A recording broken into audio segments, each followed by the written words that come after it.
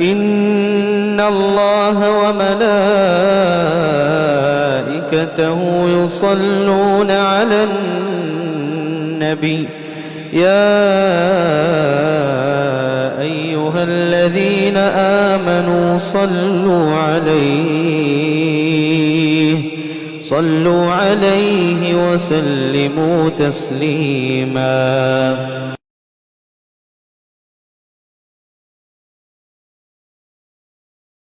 لله نحمده ونستعينه ونستغفره ونعوذ بالله من شرور أنفسنا ومن سيئات أعمالنا من يهده الله فلا مضل له ومن يضلل فلا هادي له وأشهد أن لا إله إلا الله وحده لا شريك له وأشهد أن محمدًا عبده ورسوله يا أيها الذين آمنوا اتقوا الله حق تقاته ولا تموتن إلا وأنتم مسلمون يا أيها الناس اتقوا ربكم الذي خلقكم من نفس واحدة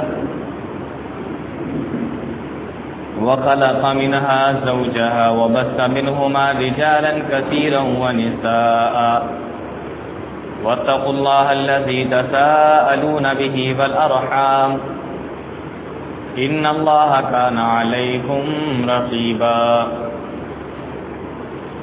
يا أيها الذين آمنوا اتقوا الله وقولوا قولا سديدا يصلح لكم أعمالكم ويغفر لكم ذنوبكم ومن يطع الله ورسوله فقد فاز فوزا عظيما. أما بعد فإن خير الحديث كتاب الله وخير الهدي هدي محمد صلى الله عليه وسلم وشر الأمور محدثاتها وكل محدثة بدعة وكل بدعة ضلالة وكل ضلالة في النار. أعوذ بالله من الشيطان الرجيم. بسم الله الرحمن الرحيم. قل إن صلاتي ونسكي ومحياي ومماتي لله رب العالمين لا شريك له وبذلك أمرت وأنا أول المسلمين. رب اشرح لي صدري ويسر لي أمري واحلل عقدة من لساني يفقهوا قولي رب زدني علما. سبحانك لا علم لنا إلا ما علمتنا إنك أنت العليم الحكيم. اللهم أرنا الحق حقا وارزقنا اتباعه وأرنا الباطل باطلا وارزقنا اجتنابه. آمين.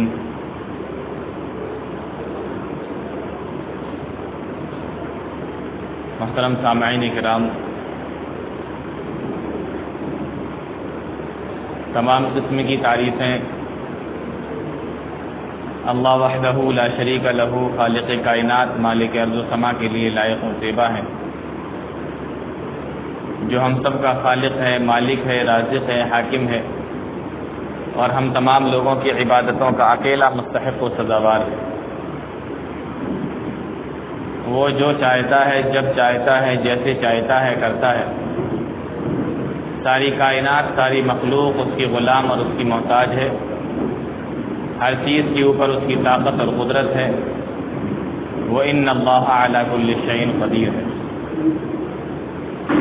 بعدہ انگن کو بے شمار درود و سلام نازل ہوں امام النبیین، سید الاولین والآخرین، شفیع المذنبین، رحمت للعالمین، جناب محمد الرسول اللہ صلی اللہ علیہ وسلم پر اور آپ کے آل و اصحاب پر اللہ رب العالمین اپنا رحم و کرم فرمائے ہم سب پر، آمین۔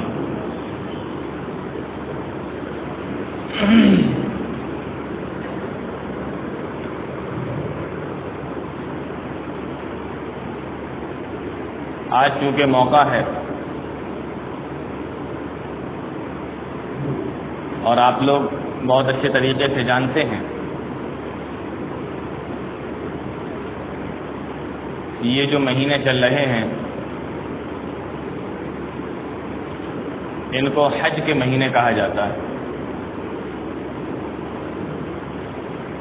اور ابھی کچھ دن کے بعد جو مہینہ شروع ہونے والا ہے وہ ذوالحجہ کا مہینہ ہے، جس مہینے کے اندر حج کو ادا کیا جاتا ہے، قربانی کی جاتی ہے، اور اسلامی سال کا، اسلامک کیلنڈر کا یہ آخری مہینہ۔ قرآن و حدیث کے اندر ان دونوں چیزوں کی، حج کی اور قربانی کی، بڑی فضیلت بیان کی گئی ہے، اور اللہ رب العالمین نے یہ دونوں چیزیں اسی مہینے کے اندر رکھی۔ اللہ رب العالمین نے قرآن کریم کے اندر ارشاد فرمایا والفجر ولیال عشر، قسم ہے فجر کے وقت کی، ولیال عشر، اور قسم ہے مجھے 10 راتوں کی۔ دو چیزوں کی قسم کھائی اللہ رب العالمین نے، قسم ہے فجر کی اور قسم ہے 10 راتوں کی۔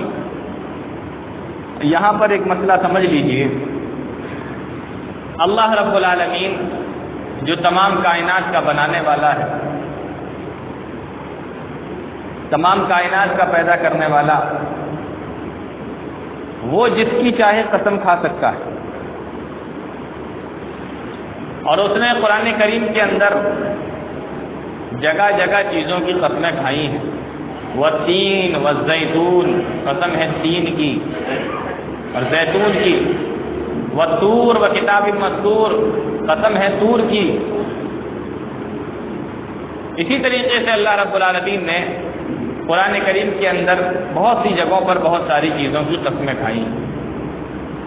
اللہ رب العالمین جس کی چاہے قسم کھائے، ساری مخلوق اسی کی ہے، سب کچھ بنایا اسی نے ہے، سب کا مالک وہی ہے، لیکن اس نے انسانوں کو، مخلوق کو جو حکم دیا ہے وہ یہ حکم دیا کہ انسان کو اگر کبھی ضرورت پڑے، مخلوق کو اگر کبھی ضرورت پڑے قسم کھانے کی، تو اسے صرف اور صرف اللہ رب العالمین کی قسم کھانا ہے، اپنے پیدا کرنے والے کی قسم کھانا ہے، اپنے مالک کی قسم کھانا ہے۔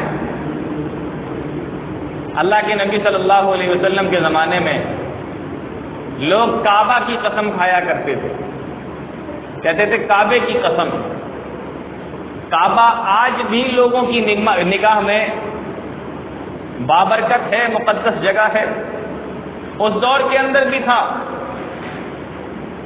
کعبے کی قسم کھایا کرتے تھے، کیونکہ معلوم تھا یہ بابرکت جگہ ہے، اگر اس کی قسم کھائیں گے تو لوگ مانیں گے۔ اللہ کے نبی صلی اللہ علیہ وسلم نے جانتے ہو کیا کہا؟ کعبے کی قسم نہیں، کعبے کے رب کی قسم کھایا، کعبے کی قسم نہیں، کعبے کے رب کی قسم۔ صحابہ کعبے کے رب کی قسم کھانے لگے۔ اللہ رب العالمین کسی کی بھی قسم کھا سکتا ہے، لیکن مخلوق اگر کبھی قسم کھائے گی، انسان اگر کبھی قسم کھائے گا، تو اس کو صرف اور صرف اللہ رب العالمین کی قسم کھانا ہے۔ ہمارے یہاں، آپ کے یہاں کیا ماحول ہے قسم کھانے کا، وہ آپ لوگ جانتے ہیں بہت اچھے طریقے سے۔ کوئی بھائی کی قسم کھا رہا ہے، کوئی ماں کی قسم کھا رہا ہے، کوئی بیوی کی قسم کھا رہا ہے، کوئی بچوں کے سر پہ ہاتھ رکھ کے کہہ رہا ہے بچوں کی قسم ہے، کوئی روزی پہ ہاتھ رکھ کے کہہ رہا ہے، رزق پہ ہاتھ رکھ کے کہہ رہا ہے روزی کی قسم، رزق کی قسم، اور پتہ نہیں کون کون سی قسمیں چلتی ہیں۔ اپنی قسم، میری قسم، تیری قسم، بھائی کی قسم، باپ کی قسم، بہن کی قسم، ماں کی قسم، اور پتہ نہیں کون کون سی قسم۔ یہ ساری قسمیں شرک کا دروازہ کھولنے والی، کیونکہ قسم تو ہمیں اللہ رب العالمین کی کھانا ہے، اور جو مقام و مرتبہ اللہ رب العالمین کا تھا وہ ہم نے کسی دوسرے کو دے دیا، اور صرف کسی کو تو کہا جاتا ہے۔ اس لیے یاد رکھو، کبھی بھی قسم کھانے کی ضرورت پڑے تو صرف اللہ رب العالمین کی قسم کھائی جائے، کسی اور کی قسم نہ کھائی جائے۔ اللہ رب العالمین سب کو پیدا کرنے والا، بنانے والا، کائنات کا مالک اور رب، وہ جس کی قسم چاہے کھائے۔ اللہ نے کہا والفجر، قسم ہے فجر کی، ولیال عشر، اور قسم ہے 10 راتوں۔ جمہور مفسرین، اکثر مفسرین لکھتے ہیں کہ ان 10 جو اللہ نے راتوں کی قسم کھائی ہے، ان 10 راتوں سے مراد ذوالحجہ کے مہینے کے شروع کے 10 دن۔ یہ جو مہینہ اب 2-3 دن کے بعد میں شروع ہونے والا ہے، اس مہینے کے شروع کے 10 دن ہیں، اور یہ اتنی فضیلت والے 10 دن ہیں، اتنی فضیلت والے ہیں۔ اللہ کے نبی صلی اللہ علیہ وسلم نے ایک حدیث کے اندر ارشاد فرمایا، افضل ایام الدنیا ایام العشر، کہ دنیا کے اندر جتنے بھی دن ہیں ان سارے دنوں میں سب سے زیادہ اللہ رب العالمین کی نگاہ میں افضل دن اگر کوئی ہے تو یعنی 10 ذی الحجہ کے شروع کے 10 دن۔ صحابہ کو بڑی حیرت ہوئی، اتنے فضیلت والے یہ دن، اللہ رب العالمین کی نگاہ میں اتنے بابرکت یہ دن۔ ایک صحابی نے سوال کر لیا، پوچھا اللہ کے نبی ولا مثلہن فی سبیل اللہ، اس کے مقابلے میں کوئی دن نہیں ہے، کوئی عمل نہیں ہے، یہاں تک کہ اللہ کی راہ میں جہاد کیا جائے تب بھی نہیں؟ نبی صلی اللہ علیہ وسلم نے ارشاد فرمایا ولا مثلہن فی سبیل اللہ، اللہ کے راستے میں جہاد بھی اگر کیا جائے تب بھی اللہ کی نگاہ میں اتنے بابرکت کام وہ نہیں ہے جتنا ان 10 دنوں کے اندر اللہ کی نگاہ میں عبادت کرنا بابرکت کام ہے اور بہتر کام۔ پھر آپ نے فرمایا الا رجل خرج بنفسه وماله، ہاں مگر وہ آدمی جو اپنا مال لے کر، اپنی جان لے کر نکلا، ولم يرجع، اور پھر وہ واپس نہیں آیا، یعنی اس نے اپنا مال اور اپنی جان اللہ کی راہ میں سپرد کر دیا، اللہ کو دے دیا، وہ آدمی کو چھوڑ کر اللہ رب العالمین کی نگاہ میں یہ 10 دن کے اندر عبادت کرنے والا بہت زیادہ محبوب ہے، جہاد فی سبیل اللہ سے بھی زیادہ۔ آپ اندازہ کیجئے یہ جو مہینہ شروع ہونے والا ہے یہ کتنا بہتر مہینہ، اور کیسے نہ ہو ان 10 دنوں کے اندر یا اس مہینے کے اندر اللہ رب العالمین نے بہت سارے کاموں کو اکٹھا کر دیا، بہت سارے کاموں کو اکٹھا کر دیا۔ میں قربانی کب کرتے ہیں ہم اور آپ لوگ؟ ذوالحجہ کے مہینے میں کرتے ہیں نا۔ ہم آپ سے کہیں کہ نہیں آپ محرم میں قربانی کریے تو آپ کی وہ قربانی ہوگی؟ آپ سے کہیں کہ سفر کے مہینے میں کریے، نہیں ہوگی نا۔ ویسے تو قربانی اللہ رب العالمین کے لیے ہے، آپ جب چاہو کر سکتے ہو، لیکن یہ جو فضیلت اور یہ جو سنت ادا کی جاتی ہے ذی الحجہ کی 10 تاریخ کو، جس کو یوم النحر کہا جاتا ہے، قربانی کا دن، وہ کسی اور دن تو نہیں ہو سکتا۔ ویسے تو جانور بھی اللہ کا، اللہ کے نام پہ سب، اللہ کے نام پہ اس کو ذبح کر تو کوئی دقت کی بات نہیں۔ تو دیکھیے اللہ رب العالمین نے اس مہینے میں قربانی کو رکھا، اور اسی کے ساتھ ساتھ اسی مہینے کے اندر اللہ رب العالمین نے حج کو بھی رکھا۔ ہم آپ سے کہیں کہ آپ ربیع الاول کا مہینہ ہے اس میں حج کرنے کے لیے چلے جائیں، آپ کا حج ہو جائے گا، سارے ارکان کریے آپ جا کر، حج قبول ہوگا؟ نہیں ہو سکتا حج قبول، مہینہ چینج کر دیا آپ نے۔ اللہ نے ذوالحجہ بتایا تھا، آپ ربیع الاول کے مہینے میں جا رہے ہیں، آپ شعبان کے مہینے میں جائیں، کسی بھی مہینے میں جائیں، حج کب ہوگا؟ اسی مہینے کے اندر ہوگا، ذوالحجہ کے مہینے کے اندر ہوگا۔ تو قربانی بھی اسی مہینے میں، حج کو بھی اللہ رب العالمین نے اسی مہینے میں رکھا۔ اور پھر ایک حدیث کے اندر آتا ہے کہ اللہ کے نبی صلی اللہ علیہ وسلم عرفہ کی دن یعنی ذوالحجہ کی 9 تاریخ کو روزہ بھی رکھا کرتے تھے، اور روزہ رکھنے کا حکم بھی آپ نے دیا۔ حدیث رسول ہے، اللہ کے نبی صلی اللہ علیہ وسلم نے ارشاد فرمایا یکفر السنہ التی قبلہ والتی بعدہ، ذی الحجہ کی 9 تاریخ کو جس کو عرفہ کا دن کہا جاتا ہے، یوم عرفہ کہتے ہیں جس کو، ذی الحجہ کی 9 تاریخ کو روزہ رکھو، ایک دن کا تم روزہ رکھو گے، اللہ رب العالمین تمہارے 2 سال کے گناہ کو معاف کر دے۔ دیکھیے میں آپ کو فضیلت بتا رہا ہوں ان دنوں کی، قربانی اسی مہینے کے اندر، حج اسی مہینے کے اندر، عرفہ کا روزہ اسی مہینے کے اندر۔ صحابہ کے بارے میں آتا ہے جب ذی الحجہ کا چاند دیکھ لیا کرتے تھے اسی وقت سے تکبیریں پڑھنا شروع کر دیتے تھے۔ ہمارے یہاں تو عید والے دن تکبیریں پڑھی جاتی ہیں، اس کے علاوہ کسی اور دن ہمیں موقع اور خیال نہیں آتا کہ تکبیریں پڑھیں، اور اگر کبھی پڑھتے بھی ہیں تو صرف فرض نمازوں کے بعد پڑھ لیتے ہیں، 1-2 دن پڑھی یا 3 دن پڑھی فرض نمازوں کے بعد۔ صحابہ چاند دیکھنے کے بعد سے تکبیریں پڑھنا شروع کرتے تھے اور 13 ذی الحجہ کی شام تک تکبیریں پڑھا کرتے تھے۔ یہ جو دن اور یہ جو مہینہ ذی الحجہ کا ہے یہ بڑی فضیلت کا مہینہ ہے، اور اس کے اندر زیادہ سے زیادہ اللہ رب العالمین کی عبادت کرنا چاہیے، اس کا ذکر کرنا چاہیے، تکبیریں پڑھنا چاہیے، نیک عمل کے اندر سبقت کرنا چاہیے، یہی اللہ رب العالمین ہم سے وقت چاہتا ہے۔ اب اس مہینے کے اندر دیکھیں تو خصوصی طور سے 2 کام ہیں، پہلا کام تو حج کا ہے اور دوسرا کام قربانی کا ہے۔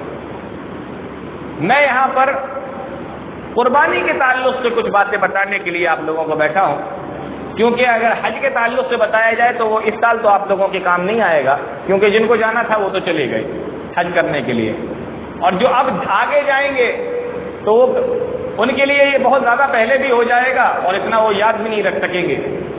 لیکن قربانی ایک ایسی چیز ہے کہ ہمارے یہاں جتنے بھائی بیٹھے ہوئے ہیں، جتنے لوگ بیٹھے ہوئے ہیں، بہت سارے لوگ ایسے ہیں جنہوں نے من میں ارادہ بنایا ہوگا قربانی کرنے کا، اور کچھ ایسے ہیں جو قربانی کا جانور بھی خرید لائے ہوں گے، اور کچھ ایسے ہیں جو ٹال مٹولی میں لگے ہوئے ہوں گے، کوئی بہانہ ملے، کوئی موقع ملے تو اس طرح قربانی نہ کرنا پڑے، ایسے بھی لوگ بیٹھے ہوئے ہوں گے۔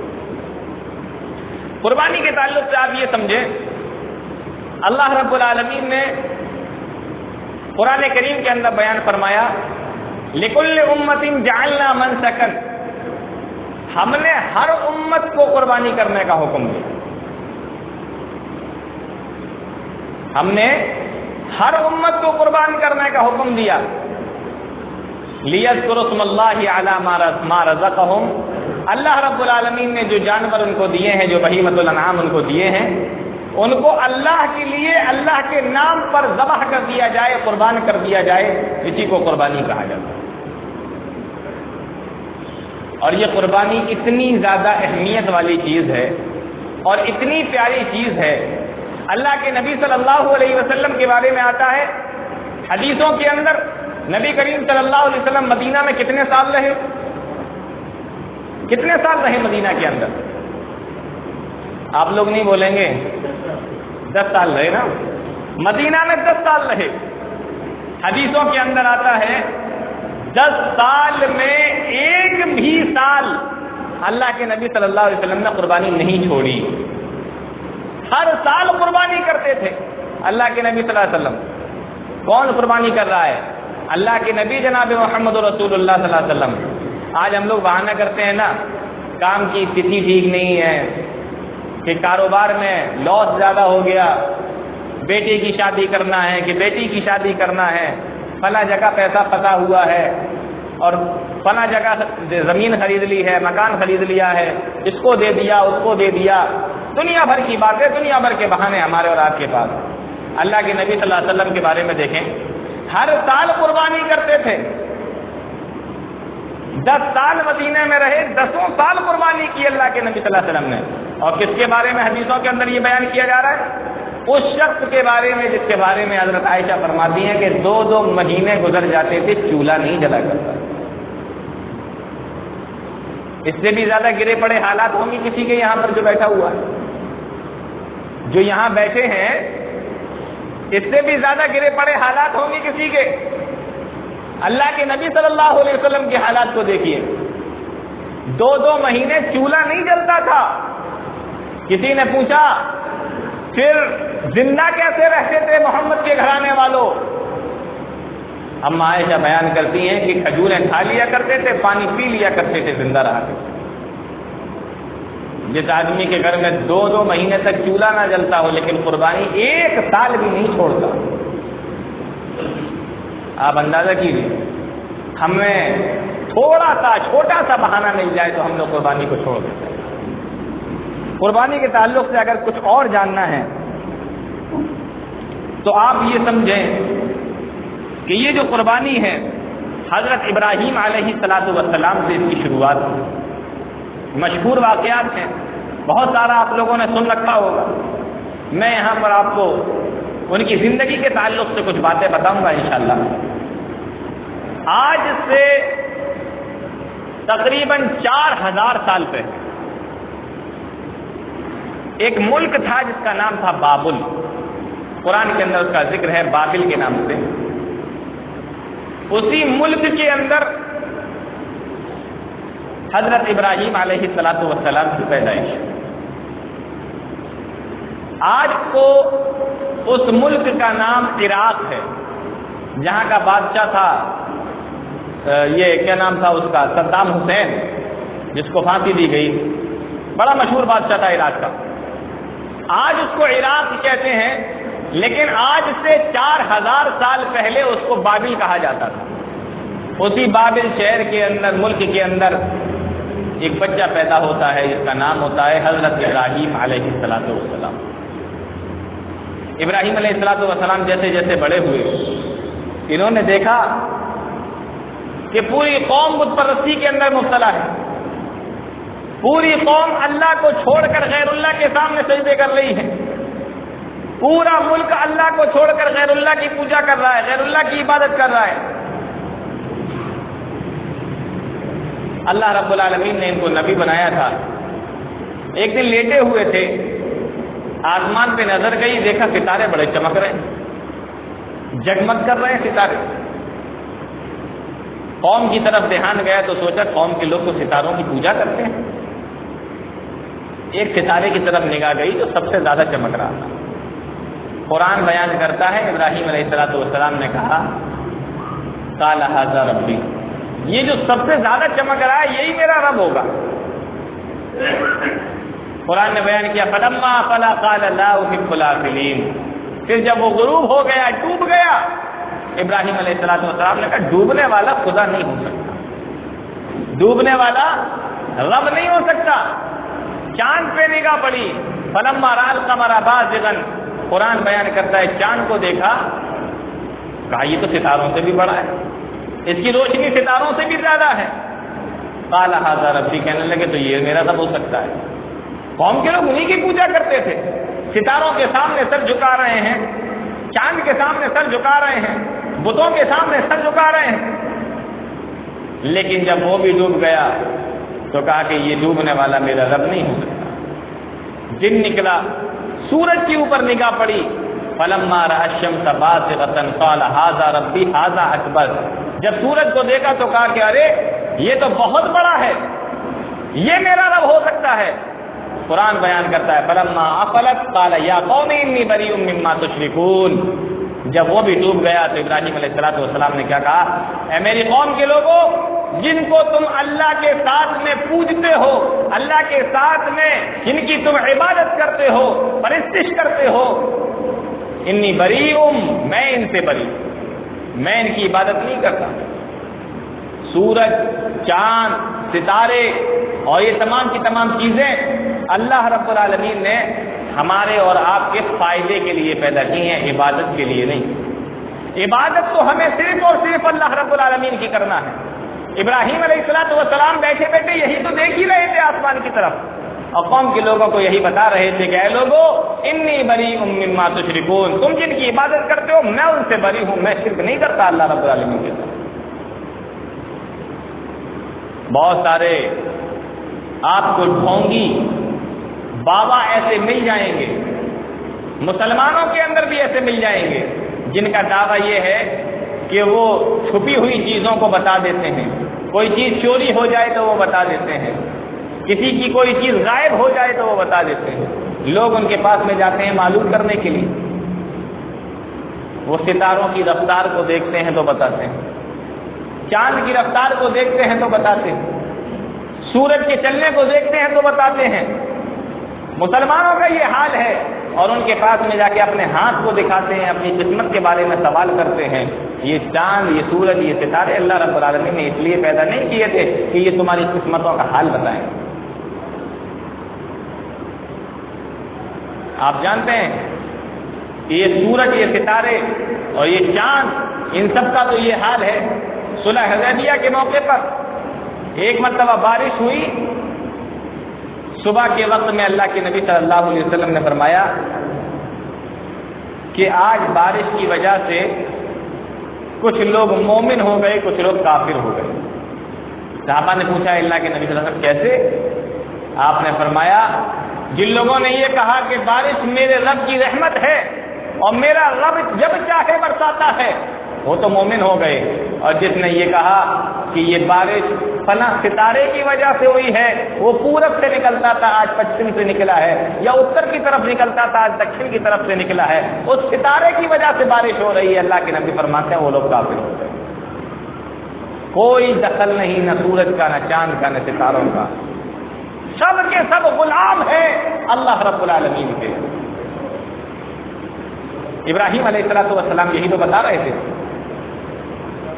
اور آپ یہ نہ سوچیں کہ ابراہیم علیہ السلام نے جب یہ سب دیکھا اور کہا کہ قال ھذا ربی، قال ھذا ربی، قال ھذا ربی، یہ میرا رب ہے، یہ میرا رب ہے، قوم کو بتانے کے لیے تھا۔ قوم کو کیسے پتہ لگے گا کہ ڈوبنے والا رب نہیں ہو سکتا، چھپنے والا رب نہیں ہو سکتا، جو شام تک چلے اور شام کے بعد جس کا پتہ نہ ہو وہ رب نہیں ہو سکتا۔ اللہ نے تو پہلے ہی اس کے بارے میں اعلان کر دیا تھا، وَلَقَدْ آتَيْنَا إِبْرَاهِيمَ رُشْدَهُ مِنْ قَبْلُ وَكُنَّا بِهِ عَالِمِينَ۔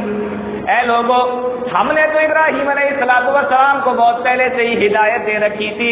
وَلَقَدْ آتَيْنَا إِبْرَاهِيمَ رُشْدَهُ مِنْ قَبْلُ، اس سے پہلے ہی ہم نے ابراہیم علیہ السلام کو ہدایت دے دی تھی۔ وہ تو ہدایت یافتہ تھے، قوم کے لوگوں کو بتا رہے تھے کہ تم کس کی پوجا کر رہے ہو یہ۔ اور اللہ نے قرآن کے اندر بیان فرما دیا، وَمِنْ آيَاتِهِ اللَّيْلُ وَالنَّهَارُ وَالشَّمْسُ وَالْقَمَرُ، وہ لوگوں یہ چاند، یہ سورج، یہ دن اور یہ رات، یہ سب کے سب اللہ رب العالمین کی نشانیاں ہیں۔ لا تسجدوا للشمس ولا للقمر، تو تم لوگ نہ تو سورج کے سامنے سجدہ کرو نہ چاند کے سامنے سجدہ کرو، واسجدوا للہ الذی خلقہن، بلکہ تم اللہ رب العالمین کے لیے سجدہ کرو جس نے ان تمام کی تمام چیزوں کو پیدا کیا۔ ابراہیم علیہ السلام اپنی قوم کو دیکھ رہے ہیں، سورج کی پوجا ہو رہی ہے، چاند کی پوجا ہو رہی ہے، دیوتاؤں کی پوجا ہو رہی ہے، بتوں کی پوجا ہو رہی ہے، سارا کا سارا معاملہ دیکھ رہے ہیں۔ اللہ رب العالمین نے نبی بنا کر بھیجا تھا، دل میں خیال آیا کہ اب وقت آ گیا ہے کہ تبلیغ کو شروع کیا جائے۔ اللہ رب العالمین نے حکم دیا کہ بھائی اب آپ کو تبلیغ کرنا ہے اور آپ کو اب باتیں بتانا ہے۔ تو جانتے ہو سب سے پہلے ابراہیم علیہ السلام نے ان تمام کی تمام چیزوں کو، اللہ کی توحید کو، اللہ کی باتوں کو کس کے سامنے رکھا؟ کس کے سامنے رکھا؟ سب سے پہلے اللہ رب العالمین کی توحید کو ابراہیم علیہ السلام نے اپنے باپ، اپنے والد کے سامنے رکھا۔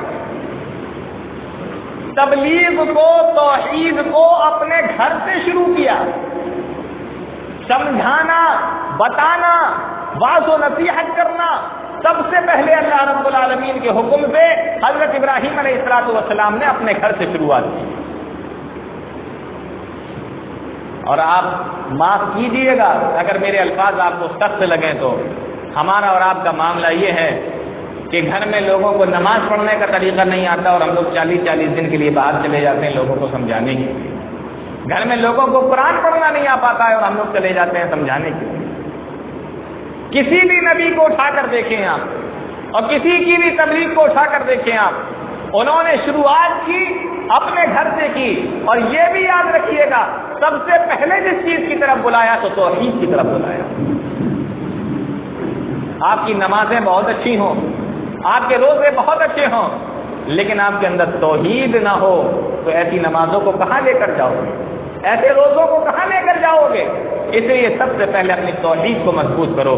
باپ کو دیکھا کہ یہ جو باپ ہے یہ تو شرک کے اندر مبتلا ہے، بت پرستی کے اندر مبتلا ہے، تو سب سے پہلے تبلیغ شروع کی اپنے والد سے، اپنے باپ سے۔ اللہ رب العالمین نے قرآن کریم کے اندر بیان فرمایا، اذ قال ابراہیم لأبیہ آزر اتتخذ اصناما آلہۃ، اپنے والد آزر کو دیکھا کہ وہ بتوں کی پوجا کرتے ہیں، بتوں کے سامنے سر جھکاتے ہیں، اللہ کے نبی سے برداشت نہیں کر سکے، جا کر اپنے والد کو ٹوک دیا اور کتنے پیارے الفاظ میں کہا، یا ابت لم تعبد ما لا يسمع ولا يبصر ولا يغني عنك شيئا، یا ابت، اے میرے ابا جان، لم تعبد ما لا يسمع ولا يبصر ولا يغني عنك شيئا، تم کیوں عبادت کرتے ہو ایسی چیزوں کی، ما لا يسمع، جو سن نہیں سکتے، ولا يبصر، دیکھ نہیں سکتے، ولا يغني عنك شيئا، اور آپ کا کوئی فائدہ نہیں کر سکتے، آپ کے کسی کام نہیں آ سکتے، آپ کو کوئی فائدہ نہیں پہنچا سکتے، ایسی چیزوں کی تم پوجا کیوں کرتے ہو؟ ابراہیم علیہ السلام سمجھا رہے اپنے والد کو، کتنے پیار سے سمجھایا، یا ابتی لم تعبد ما لا يسمع ولا يبصر، اے میرے ابا جان، آپ ایسی چیزوں کی عبادت کیوں کرتے ہو، ایسی چیزوں کو کیوں پکارتے ہو، ایسی چیزوں کے سامنے کیوں سر جھکاتے ہو جو تمہاری پکار کو نہیں سن سکتے، دیکھ نہیں سکتے، بول نہیں سکتے، اور تمہارے کسی کام نہیں آ سکتے ہیں، تم ایسی چیزوں کو کیوں پکارتے ہو؟ دیکھیے، آپ کی تبلیغ بڑی پیاری ہو، آپ کے سمجھانے کا انداز بڑا پیارا ہو، آپ کے اندر خلوص و للہیت پوٹ پوٹ کر بھری ہوئی ہو، ضروری نہیں ہے کہ سامنے والے کا جواب بھی آپ کے مزاج کے مطابق بھی آئے، چاہے وہ آپ کا اپنا سگا بیٹا کیوں نہ ہو، آپ کا اپنا باپ کیوں نہ ہو، آپ کی اپنی بیوی کیوں نہ ہو، آپ کے اپنے گھر والے اور خاندان والے کیوں نہ ہو، ضروری نہیں ہے آپ کے اندر خلوص و للہیت ہے، آپ توحید اور تبلیغ کی باتیں کر رہے ہیں، قرآن و حدیث کی باتیں بتا رہے ہیں، آپ سوچیں کہ سامنے سے جواب بھی اسی طریقے سے آ جائے، جتنے اخلاق کے ساتھ، جتنے اخلاص کے ساتھ، جتنے پیار کے ساتھ آپ اس کو بلا رہے ہیں، آپ کو ویسا ہی جواب دیتے، کوئی ضروری نہیں۔ اللہ نے قرآن کے اندر مثال دے کے بیان فرما دیا، کیا کہہ رہے ہیں، یا ابت لم تعبد ما لا يسمع ولا يبصر ولا يغني عنك شيئا، اے میرے ابا جان، آپ ایسی چیزوں کو کیوں پکارتے ہو جو نہ سن سکتے ہیں، نہ دیکھ سکتے ہیں، اور نہ آپ کے کوئی کام آ سکتے ہیں، ولا يغني عنك شيئا۔ باپ کا جواب معلوم ہے کیا تھا؟ کہا، یا ابراہیم، اے ابراہیم، لئن لم تنتہی لارجمنک واہجرنی ملیا، اگر تو باز نہیں آئے گا اور جو باتیں تو مجھے بتا رہا ہے اور ان جھوٹے خداؤں کے بارے میں تو جیسی باتیں کر رہا ہے، اگر تو اس سے باز نہیں آئے گا تو میں تجھے پتھروں سے ماروں گا، لئن لم تنتہی لارجمنک، میں تجھے پتھروں سے ماروں گا، وَهْجُرْنِي مَلِيًّا، اور تو میرا گھر چھوڑ کر چلا جا، یہاں سے نکل جا، میری جگہ کو چھوڑ کر چلا جا، میرے گھر کو چھوڑ کر چلا جا، مجھے چھوڑ کر چلا جا۔ ابراہیم علیہ السلام نے تو اتنے پیار سے سمجھایا، لیکن والد کا جواب دیکھو کیا آیا کہ لَأَرْجُمَنَّكَ وَاهْجُرْنِي مَلِيًّا، کہ میں تجھے پتھروں سے ماروں گا یا تو میرے گھر کو چھوڑ کر چلا جا۔ یہ جواب ابراہیم علیہ السلام نے سنا، بیٹے ہیں، اپنے والد کا جواب سنا، جانتے ہو کیا کہا؟ پیار سے بلایا تھا، نصیحت سے بلایا تھا، اور اللہ رب العالمین کی توحید کی طرف بلایا تھا، جنت الفردوس کی طرف بلایا تھا، ساری چیزیں تھیں، سب کچھ تھا، لیکن والد کا جواب اس طریقے سے نہیں آیا، والد کا جواب اس طریقے کا نہیں تھا جس طریقے سے انہوں نے سوچ کے رکھا تھا۔ اس کا جواب تھا لَأَرْجُمَنَّكَ وَاهْجُرْنِي مَلِيًّا، میں تجھے پتھروں سے مار مار کر ختم کر دوں گا، تو مجھے یہاں سے چھوڑ کے چلا جا، نکل جا یہاں سے، میرے گھر کو چھوڑ کر چلا جا۔ یہ جواب تھا ان کے والد کا۔ ہمارے تمہارے دور کا کوئی نوجوان نہیں تھا کہ وہ اپنے باپ سے جھگڑ پڑے، اپنے باپ سے لڑنے لگے اور اپنے باپ سے یہ کہنے لگے کہ میں تو تجھے اتنے پیار سے بلا رہا ہوں اور تمہارا کیا انداز ہے میرے ساتھ میں بات کرنے کا؟ نہیں۔ اللہ نے فرمایا، ابراہیم علیہ السلام نے جب یہ بات سنی کہنے لگے قال سلام علیک، تو اے میرے ابا جان تم مجھے مارنے کی بات کرتے ہو، گھر چھوڑنے کی بات کرتے ہو، سلام علیکا، لیکن اب بھی میری زبان سے کوئی برے الفاظ تمہارے لیے ادا نہیں ہوں گے، کوئی بری بات، کوئی غلط بات میری زبان سے تمہارے لیے نہیں نکلے گی۔ قال سلام علیکا، تمہارے اوپر اللہ کی سلامتی ہو۔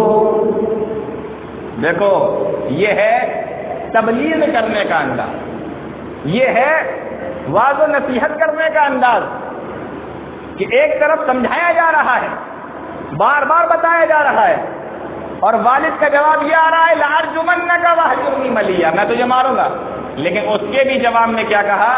اب بھی ناراض نہیں ہوئے، کھڑی کھوٹی سنانا شروع نہیں کی، بلکہ کہہ رہے ہیں قال سلام علیک، تیرے اوپر سلامتی ہو اے میرے ابا جان، سأستغفر لک ربی، فرمایا میں اپنے رب سے تیرے لیے استغفار طلب کروں گا، بخشش چاہوں گا، استغفار طلب کروں گا اپنے رب سے۔ سأستغفر لک ربی، اے میرے ابا جان میں آپ کے لیے اللہ رب العالمین سے تمہارے لیے استغفار طلب کروں گا، مغفرت طلب کروں گا۔ یہ کہا اور اپنے گھر سے نکلنے لگے۔ یہاں پر ایک مسئلہ اور سمجھ لیجئے، بہت اچھے طریقے سے اس مسئلے کو سمجھ لیجئے۔ اگر کسی بھی رشتہ دار کا انتقال ہو گیا ہو اور آپ کو معلوم ہے کہ وہ شرک کی حالت میں مرا، اللہ نے فرمایا مشرک کے لیے بخشش کی دعا بھی نہیں کر سکتے، مشرک کے لیے بخشش کی دعا بھی نہیں کر سکتے۔ ما کان للنبی والذین آمنوا ان یستغفروا للمشرکین ولو کانوا اولی قربا، اے میرے نبی صلی اللہ علیہ وسلم آپ کے لیے یہ جائز نہیں ہے، ما کان للنبی، کسی نبی کے لیے جائز نہیں، والذین آمنوا، اور ان لوگوں کے لیے بھی نہیں جو اس نبی کے اوپر ایمان لائے ہو، ان یستغفروا للمشرکین، کہ وہ مشرکوں کے لیے مغفرت کی دعا کریں۔ کتنی خطرناک چیز ہے یہ شرک اللہ رب العالمین کی نگاہ میں۔ فرمایا ما کان للنبی والذین آمنوا، کسی نبی کے لیے بھی یہ مناسب نہیں اور یہ جائز نہیں، اور ان لوگوں کے لیے بھی یہ مناسب اور جائز نہیں ہے جو اس نبی کے اوپر ایمان لائے ہو، ان یستغفروا للمشرکین، کہ وہ مشرکین کے لیے مغفرت کی دعا کرنے لگے، ولو کانوا اولی قربا، چاہے وہ اس کے قریب ہی گھر کے کیوں نہ ہو، چاہے وہ اس کے قریبی کیوں نہ ہو، مرنے والا اس کا قریبی کیوں نہ ہو، لیکن اگر مشرک ہے تو ما کان للنبی والذین آمنوا، اس کے لیے استغفار کی دعا نہیں کی جا سکتی، مشرک کے لیے بخشش کی دعا نہیں کر سکتے، اللہ نے صاف منع کر دیا۔ اب جب مشرک کے لیے بخشش کی دعا نہیں کر سکتے تو ابراہیم علیہ السلام کیوں کہہ رہے ہیں کہ استغفر لک ربی، میں تیرے لیے بخشش کی دعا مانگوں گا؟ اللہ نے فرمایا وما كان استغفار ابراہیم لأبیہ الا عن موعدۃ وعدها ایاہ، ابراہیم علیہ السلام نے تو دعا اس لیے مانگی تھی کہ انہوں نے اپنے والد سے وعدہ کر لیا تھا اور نبی کا وعدہ تھا، اس لیے اللہ رب العالمین نے اس وعدے کو پورا کیا، اور اسی لیے بخاری کے اندر روایت آئی، حضرت ابو ہریرہ رضی اللہ تعالیٰ عنہ بیان فرماتے ہیں اللہ کے نبی صلی اللہ علیہ وسلم نے ارشاد فرمایا کہ جب قیامت کا دن ہوگا ابراہیم علیہ السلام میدان محشر میں دیکھیں گے کہ ان کے والد گرد و غبار کے اندر اٹے ہوئے ہیں، اللہ رب العالمین کے سامنے ہاتھ پکڑ کر لائیں گے اور اللہ رب العالمین کے پاس ملا کر کہیں گے اے میرے پروردگار، تو نے کہا تھا کہ قیامت کے دن تجھے رسوا نہیں کریں گے، ذلیل نہیں کریں گے، اے اللہ رب العالمین یہ میرے والد جو میرے سامنے غرد و غبار میں ہٹے ہوئے ہیں، اے اللہ ان کی اتنی بری حالت ہے، اتنی بری پوزیشن ہے، اب اس سے زیادہ میرے لیے ذلت کی اور کون سی بات ہو سکتی ہے؟ حضرت ابراہیم علیہ السلام اللہ رب العالمین سے جب یہ کہیں گے، اللہ رب العالمین جواب دے گا، اے ابراہیم اپنے قدموں کی طرف دیکھو۔ ابراہیم علیہ السلام اپنے قدموں کی طرف دیکھیں گے۔ بخاری کی روایت ہے اللہ رب العالمین ان کے والد کو ایک بجو کی شکل میں بنا دے گا، جس کو فرشتے گھسیٹ کر جہنم کے اندر لے جا رہے ہوں گے۔ غور کیجیے میرے بھائیوں، مشرک مرے، شرک کی حالت میں انتقال ہوا، اور ہیں کون؟ ابراہیم علیہ السلام کے والد، ہمارے تمہارے نہیں، ابراہیم علیہ السلام کے والد شرک کی حالت میں مرے۔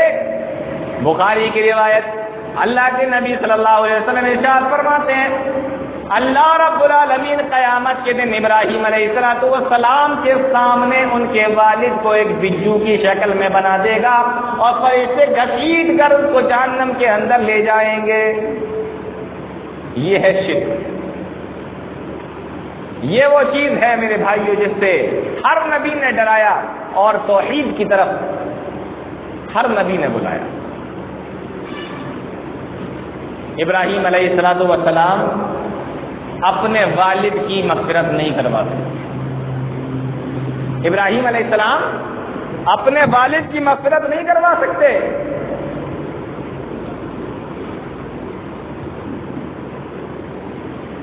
جب ابراہیم علیہ السلام نہیں کروا سکتے، پھر دوسرے لوگ کیسے کروا سکتے؟ ایک نبی نہیں کروا سکتا اپنے والد کی مغفرت۔ آپ اندازہ کریں میرے بھائیوں، اپنے والد کو توحید کی طرف بلایا، والد نے کہہ دیا کہ تم مجھے چھوڑ کر چلے جا۔ اب والد کے بعد، گھر کے بعد، اب تبلیغ کا نمبر تھا اپنے قوم کو، اپنے ملک کے لوگوں کو، اپنے بستی کے لوگوں کو، اپنی آبادی کے لوگوں کو سمجھانے کا۔ والد کو تو سمجھا دیا، والد کے سامنے تو اللہ کی توحید رکھ دی، اب قوم کو بلانا تھا اللہ کی توحید کی طرف۔ قرآن بیان کرتا ہے اذ قال لأبيه وقومه ماذا تعبدون، کہنے لگے او میری قوم کے لوگوں تم کس چیز کی عبادت کرتے ہو؟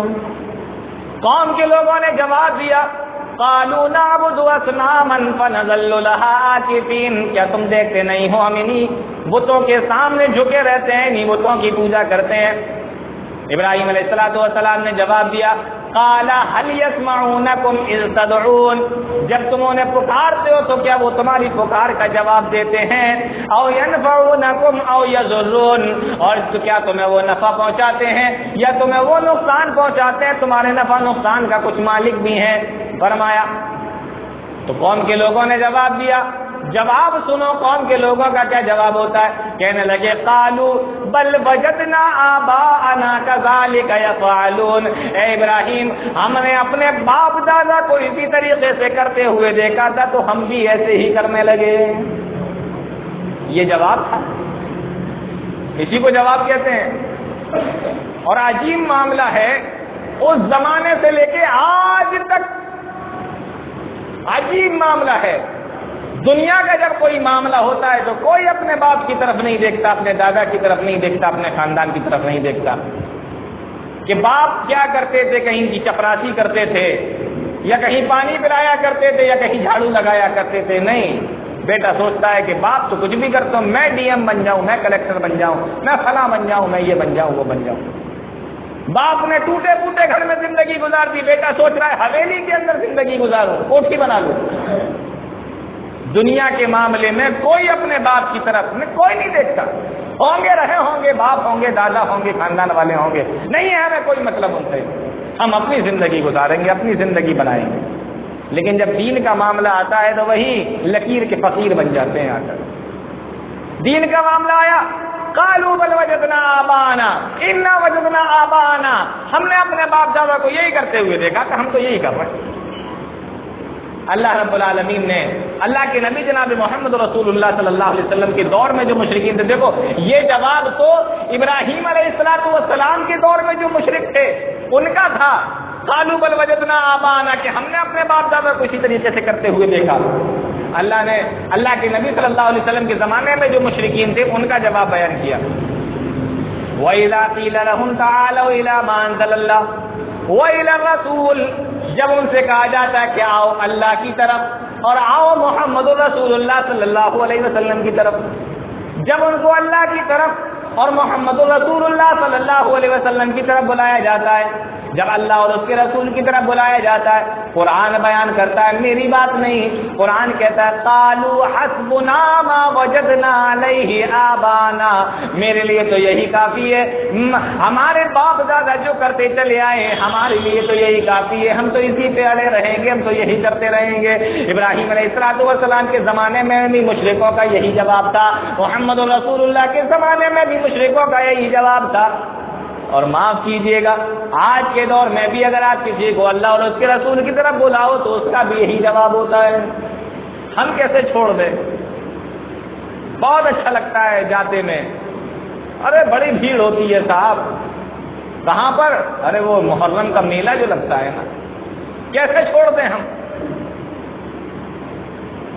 جب اللہ اور اس کے رسول کی طرف بلایا تھا، اب لاکھ قرآن دکھاؤ حدیث دکھاؤ، نہیں، باپ دادا جو کرتے چلے آئے وہ کریں گے۔ دین کے معاملے میں باپ دادا یاد آتے ہیں، دنیا کے معاملے میں کون باپ کون دادا کوئی یاد نہیں۔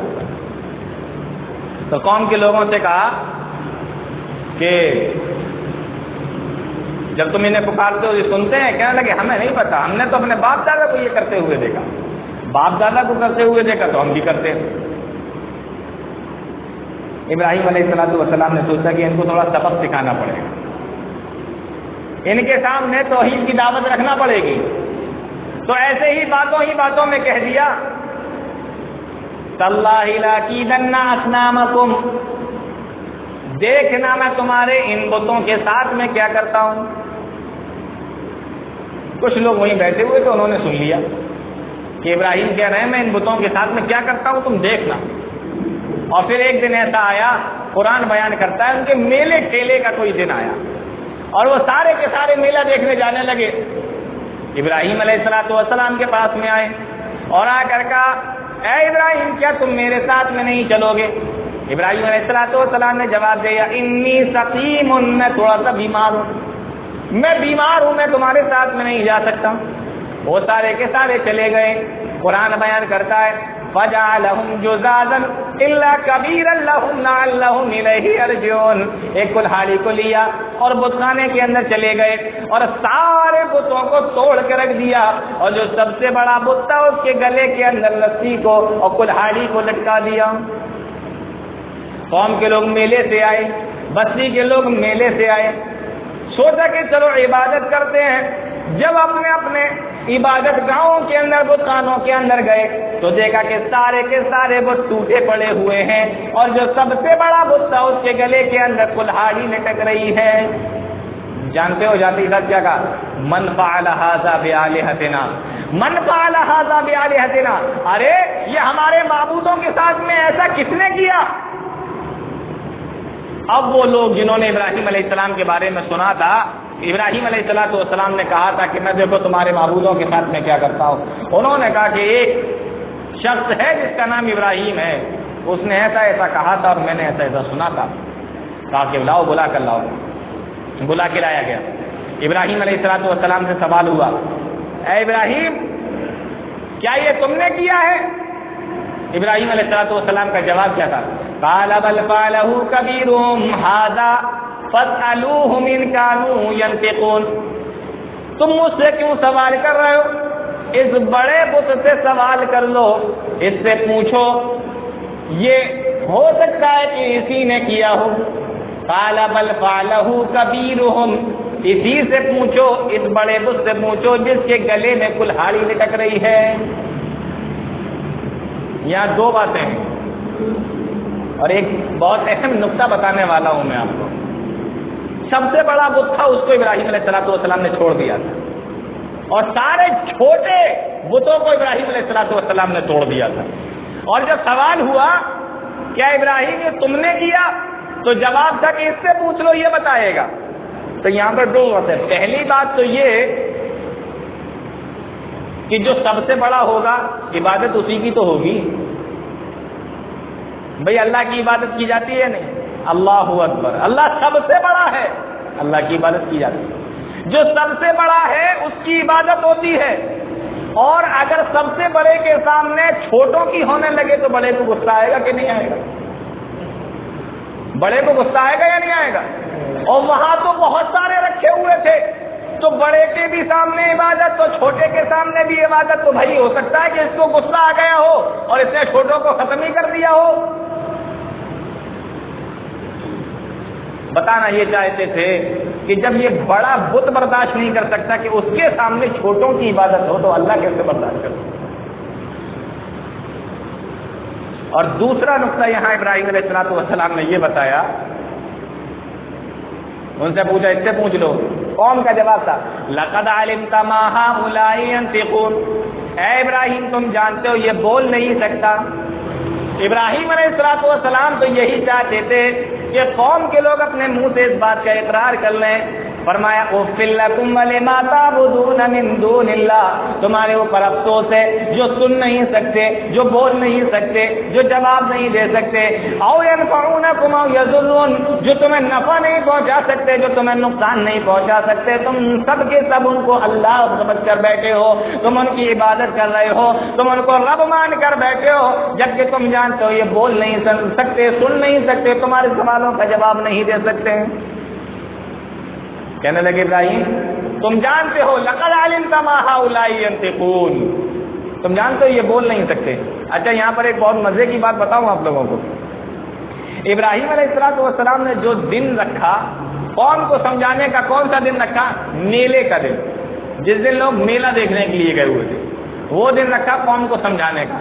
اور بالکل ہو بہو یہی میلے کا دن حضرت موسیٰ علیہ السلام نے بھی رکھا تھا قوم کو سمجھانے کا۔ فرعون نے کہا کہ موسیٰ تمہارے پاس میں کیا ہے؟ موسیٰ علیہ السلام نے جواب دیا یہ لاٹھی ہے، اس کا کیا کرتے ہو؟ کہ اس کو زمین پہ ڈالوں گا اژدہا بن جائے گا۔ اچھا یہ تو ہمارے یہاں کے جادوگر بھی کر سکتے ہیں، مقابلہ کرواؤں تمہارا؟ کروا دیجئے مقابلہ۔ ٹھیک ہے جادوگروں کو بلا کر لاؤ، کس دن مقابلہ کرو گے؟ قرآن نے بیان کیا موعدکم یوم الزینۃ، میلے کے دن مقابلہ ہوگا۔ ابراہیم علیہ السلام نے بھی اسی دن توحید کی دعوت دی، اور جادوگروں کو مقابلے کے لیے بھی بلایا موسیٰ علیہ السلام نے تو اسی دن بلایا۔ جانتے ہو کیوں؟ سب سے زیادہ بھیڑ کہاں ہوتی ہے؟ کہاں ہوتی ہے سب سے زیادہ بھیڑ؟ عورتیں، بچے، بوڑھے، جوان، سب کے سب میلے میں جائیں گے۔ تو جہاں سب سے زیادہ بھیڑ وہاں سب سے اچھی تبلیغ، وہاں سب سے پہلے بات کو رکھا جائے۔ تو موسیٰ علیہ السلام نے بھی کہا موعدکم یوم الزینہ، میلے کے دن بلاؤ۔ بہت بھیڑ لگی ہوئی تھی، تو ابراہیم علیہ السلام نے کہا، سمجھا دیا، سر پکڑ کر بیٹھ گئے۔ قرآن کہتا ہے ثم نکسوا علی رؤوسہم، شرم کی وجہ سے سر نیچے آ گئے اور سوچنے لگے کہ بات تو اس نے بالکل صحیح کہی ہے۔ پھر اپنی شرمندگی کو چھپانے کے لیے، اپنی شرمندگی کو چھپانے کے لیے جانتے ہو کیا کہا؟ قالوا حرقوه وانصروا آلهتكم، اے لوگو تم اپنے معبودوں کی مدد کرو اور اس کو آگ میں جلا دو۔ جواب دیکھیے، اے لوگو تم اپنے معبودوں کی مدد کرو اور اس کو آگ میں جلا دو۔ اب وہ معبودی کیا کہ جس کو لوگ جن کی مدد کر رہے ہو، معبود تو وہ ہوتا ہے جو لوگوں کی مدد کیا کرتا ہے، لیکن لوگ کیا کہہ رہے ہیں؟ اپنے معبودوں کی مدد کرو اور اس کو آگ کے اندر جلا دو۔ اور آج بھی میرے بھائیوں، اگر آپ کسی کے سامنے تبلیغ کی بات کریں اور اگر وہ اس کو بات نہیں ماننا ہے تو وہ آپ کی بات نہیں مانے گا، بلکہ آپ کے سر پہ آ جائے گا، آپ کو دکھ دے گا، آپ کو پریشان کرے گا، آپ کو ستائے گا۔ جی اتنی جلدی بات سمجھ میں نہیں آتی ہے۔ سب سے پہلے تو ہٹ دھرمی آ جاتی ہے، ضد آ جاتی ہے، اپنے فخر کو، اپنے تکبر کو، اپنی انانیت کو ختم کرنا پڑتا ہے۔ قوم کے سامنے بھی یہی سب چیزیں آ گئیں۔ قالوا حرقوه وانصروا آلهتكم، ابراہیم علیہ السلام کو جلا دو اور اپنے معبودوں کی مدد کرو۔ پھر کیا تھا؟ قوم کے سارے لوگ لکڑیوں کو لا کر اکٹھا کرنے لگے، ایندھن کو اکٹھا کرنے لگے۔ مؤرخین نے لکھا ہے، مفسرین نے لکھا ہے، اتنی لکڑیاں اکٹھا کی گئی، اتنا ایندھن اکٹھا کیا گیا، اتنا ایندھن اکٹھا کیا گیا۔ اس دور کے اندر حالت یہ ہو گئی تھی، مورخین نے لکھا ہے کہ اگر کسی عورت کی طبیعت خراب ہو جاتی تو وہ یہ نظر مانتی تھی کہ اگر میری طبیعت ٹھیک ہو جائے گی تو میں اتنی لکڑیاں وہاں پہ جا کے جمع کروں گی جہاں پر ابراہیم علیہ السلام کو جلایا جائے گا۔ غور کیجیے آپ، یہ حالت ہو گئی۔ اب آپ اندازہ کریں کتنا ایندھن اکٹھا کر لیا گیا ہوگا، کتنی لکڑیوں کو اکٹھا کر لیا گیا ہوگا۔ یہ نظر مانی جاتی تھی کہ اگر اس دور کے اندر کوئی عورت بیمار ہو جاتی تھی تو وہ یہ نظر مانتی تھی کہ اگر میری بیماری ٹھیک ہو گئی تو ابراہیم کو جلانے کے لیے جو لکڑیاں اکٹھا کی جا رہی ہیں ان لکڑیوں میں اتنی لکڑیاں میں بھی دوں گی۔ بہت سارا ایندھن اکٹھا کر لیا، بہت ساری چیزوں کو اکٹھا کر لیا، آگ جلا دی گئی، اور جب اس کے اندر آگ کو بھڑکایا گیا، لکڑی کی ایک مشین بنائی گئی اور ابراہیم علیہ السلام کو ہاتھوں سے اور پیروں کے باندھ دیا گیا، رسی سے جکڑ دیا گیا اور اسی مشین کے اندر بٹھا دیا گیا، اور پھر اس طریقے سے گلیل کے ذریعے سے کسی چھوٹے سے پتھر کے ٹکڑے کو پھینکا جاتا ہے، اسی طریقے سے ابراہیم علیہ السلام کو اس آگ کے اندر پھینکا گیا۔ جب ابراہیم علیہ السلام کو اس آگ کے اندر پھینکا گیا، بارش کا فرشتہ انتظار میں ہے، ابھی اللہ رب العالمین کی طرف سے حکم ہو تو ہم پانی کو برسانا شروع کر دیں، آگ کو بجھا دیا جائے۔ اللہ کی طرف سے کوئی حکم نہیں بارش کے فرشتے کو۔ ابراہیم علیہ السلام کو آگ کے اندر مشین کے ذریعے سے پھینک دیا گیا، بارش کا فرشتہ منتظر کھڑا ہے، اور کچھ کتابوں کے اندر تو یہاں تک آیا کہ خود جبرائیل علیہ السلام آئے اور ابراہیم علیہ السلام سے آ کر کہنے لگے، اے ابراہیم تم اگر کچھ کہو تو میں تمہاری کچھ مدد کروں۔ ابراہیم علیہ السلام نے جواب دیا، نہیں نہیں، مجھے تمہارے مدد کی ضرورت نہیں ہے، ہماری مدد کرنے کے لیے تو میرا اللہ کافی ہے۔ حسبنا اللہ ونعم الوکیل، میرے لیے تو میرا اللہ کافی ہے، میرے لیے تو میرا پروردگار ہی کافی ہے۔ ابراہیم علیہ السلام نے یہ دعا پڑھی، حسبنا اللہ ونعم الوکیل۔ میرے بھائیو اس دعا کو یاد کر لو، بڑی پیاری دعا ہے۔ اللہ کے نبی صلی اللہ علیہ وسلم کے پاس میں جب یہ خبریں پہنچی کہ مکہ کے مشرکین مدینہ کی اینٹ سے اینٹ بچا دینے کے لیے آ رہے ہیں اور مدینہ کو تباہ و برباد کرنے کے لیے اور مسلمانوں کو نیست و نابود کرنے کے لیے آ رہے ہیں، تو اللہ کے نبی صلی اللہ علیہ وسلم کے زبان مبارک سے اور صحابہ کی بھی زبان سے جو الفاظ نکلے تھے وہ یہی تھے، حسبنا اللہ ونعم الوکیل، میرے لیے میرا اللہ کافی ہے۔ اور ابراہیم علیہ السلام کے زبان سے بھی یہی الفاظ نکلے، حسبنا اللہ ونعم الوکیل۔ میرے نبی نے ارشاد فرما دیا کہ اگر کسی کو کبھی کوئی گھبراہٹ ہو، پریشانی ہو، دل کی بیماری ہو، اس دعا کو پڑھ لیا کرو، اللہ گھبراہٹ اور پریشانی کو دور کر دے گا۔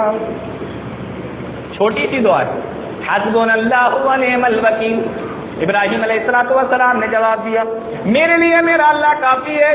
اللہ رب العالمین نے اپنے بندے ابراہیم علیہ السلام کی یہ بات دیکھی، آگ میں پھینکا جا رہا ہے، مدد کرنے والا بھی سامنے کھڑا ہوا ہے لیکن مدد لینے سے انکار کر دیا۔ بھروسہ میرے اوپر اس نے اتنا کیا، میرے بندے نے میرے اوپر اتنا زیادہ بھروسہ کیا، آواز دے دی، قلنا یا نار کونی بردا وسلاما علی ابراہیم۔ اب پانی برسانے کی ضرورت نہیں، آگ ہی کو حکم دے دیا، وہ آگ ٹھنڈی ہو جا اور سلامتی والی ہو جا ابراہیم علیہ السلام کے اوپر، ٹھنڈی ہو جا اور سلامتی والی ہو جا، اتنی بھی ٹھنڈی نہ ہو جا کہ ٹھنڈ کی وجہ سے میرے بندے ابراہیم کو تکلیف ہونے لگے، میرے بندے ابراہیم کو پریشانی ہونے لگے، اس لیے ٹھنڈی بھی ہونا تو سلامتی والی ہونا۔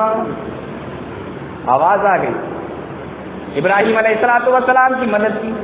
اللہ رب العالمین نے آگ کا کام ہے جلانا، لیکن جب اللہ رب العالمین کا حکم آ جائے تو پھر اللہ رب العالمین کا حکم چلتا ہے, کسی اور کی بات نہیں چلتی. آگ کا کام لاکھوں کا جلانا, لیکن میرے رب نے حکم کر دیا تو جلا نہیں سکتی, تو آگ جلا نہیں سکے. اور مورخین نے لکھا ہے کہ جس رسی کے ذریعے سے ابراہیم علیہ السلام کے ہاتھوں کو باندھا گیا تھا, جس رسی کے ذریعے سے پیروں کو باندھا گیا تھا, اس آگ نے اس رسی کو تو جلا دیا, ہاتھوں کی رسی بھی جل گئی, پیروں کی رسی بھی جل گئی, لیکن اس آگ کی کیا مجال تھی کہ ابراہیم علیہ السلام کے ایک رونگٹے کو بھی جلا ڈالے.